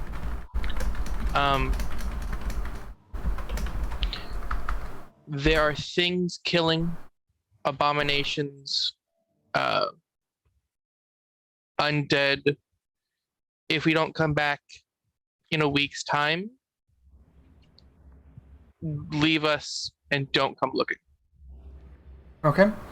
You are able to, you haven't seen a lot of woodland life recently, but whether it be luck or druidic magics, a squirrel, again, crawls down from a tree, and you're able to cast a spell, leave the message, and it takes off. You whisper not a prayer for it, but a few words of encouragement in Druidic, thinking back to all of the woodland creatures you had found upon your path, dead, and hope that it's able to get the message out to them. Yep. Who did you send it to? Oh, I would have described probably the mayor. Okay. Absolutely. Meg, you are muted. He's off delivering mail. He won't be there. Yeah, can you send it No to one- Ias instead? And no one, sure, someone will probably have mentioned that to me since I I wasn't mean, there. you've been in the town long enough Yeah. that you know that Yeah. Ias runs the Yeah. inn, and that it's one of the prominent meeting places. Yeah, he'll send it off to them then. And Okay. it goes towards town, right? Yes. Yes. Okay. Yes, it does. Yeah, it goes off in the direction that you know town to be. When I see Sham doing that, I'll kind of like lean over and see what they're, and it's written, right? It's like No, a it's, like a is it I a like a speak it. Yeah, I say it. out okay. Yeah. So he'll I- whisper that to the squirrel. And I'm guessing that I would have kind of guessed what you're doing when I saw you talking to a squirrel again. I'll kind of gently pat you on the shoulder once the squirrel has disappeared. You've made a mother somewhere very proud of you. I'm sure. Thank you. All right, and then he'll stand up and help tear down the rest of camp. All right. Anything else before you all head out? All right. As you all pack up your camp, you take off in the direction that the trail had been leading you. Can I get a couple of more survival checks to see how you do following the trail? Can I just try to help, like, Caden? Sure. Cool. I don't want to roll it myself. I want you to get advantage. Okay, yeah. So Yeah. Yeah. 11 and 14. So, Total of thank 10. you. Luckily, a 14 is enough. So Stacia and Caden once again are like, ah, yes, this trail we blaze, and you're able to continue following it for a few hours, honestly, and you continue getting deeper and deeper into the woods, and you've traveled for at least half a day, and the odor of rotting flesh and copper hangs perpetually in the air with the six of you traveling on. And in the distance, you can see what might be a camp ahead of you.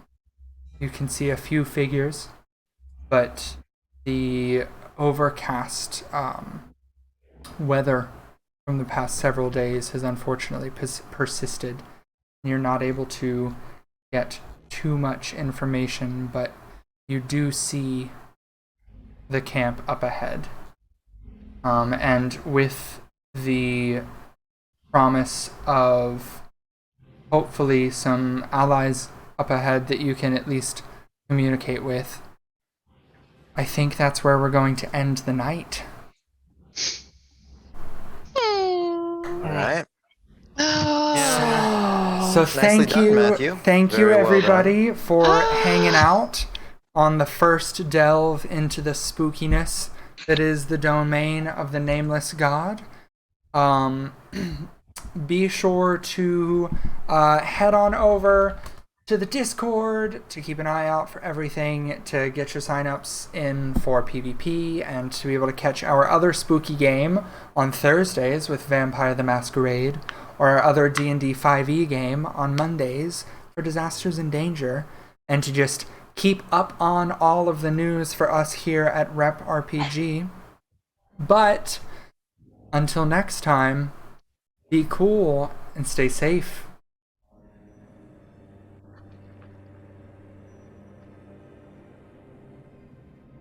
Phew.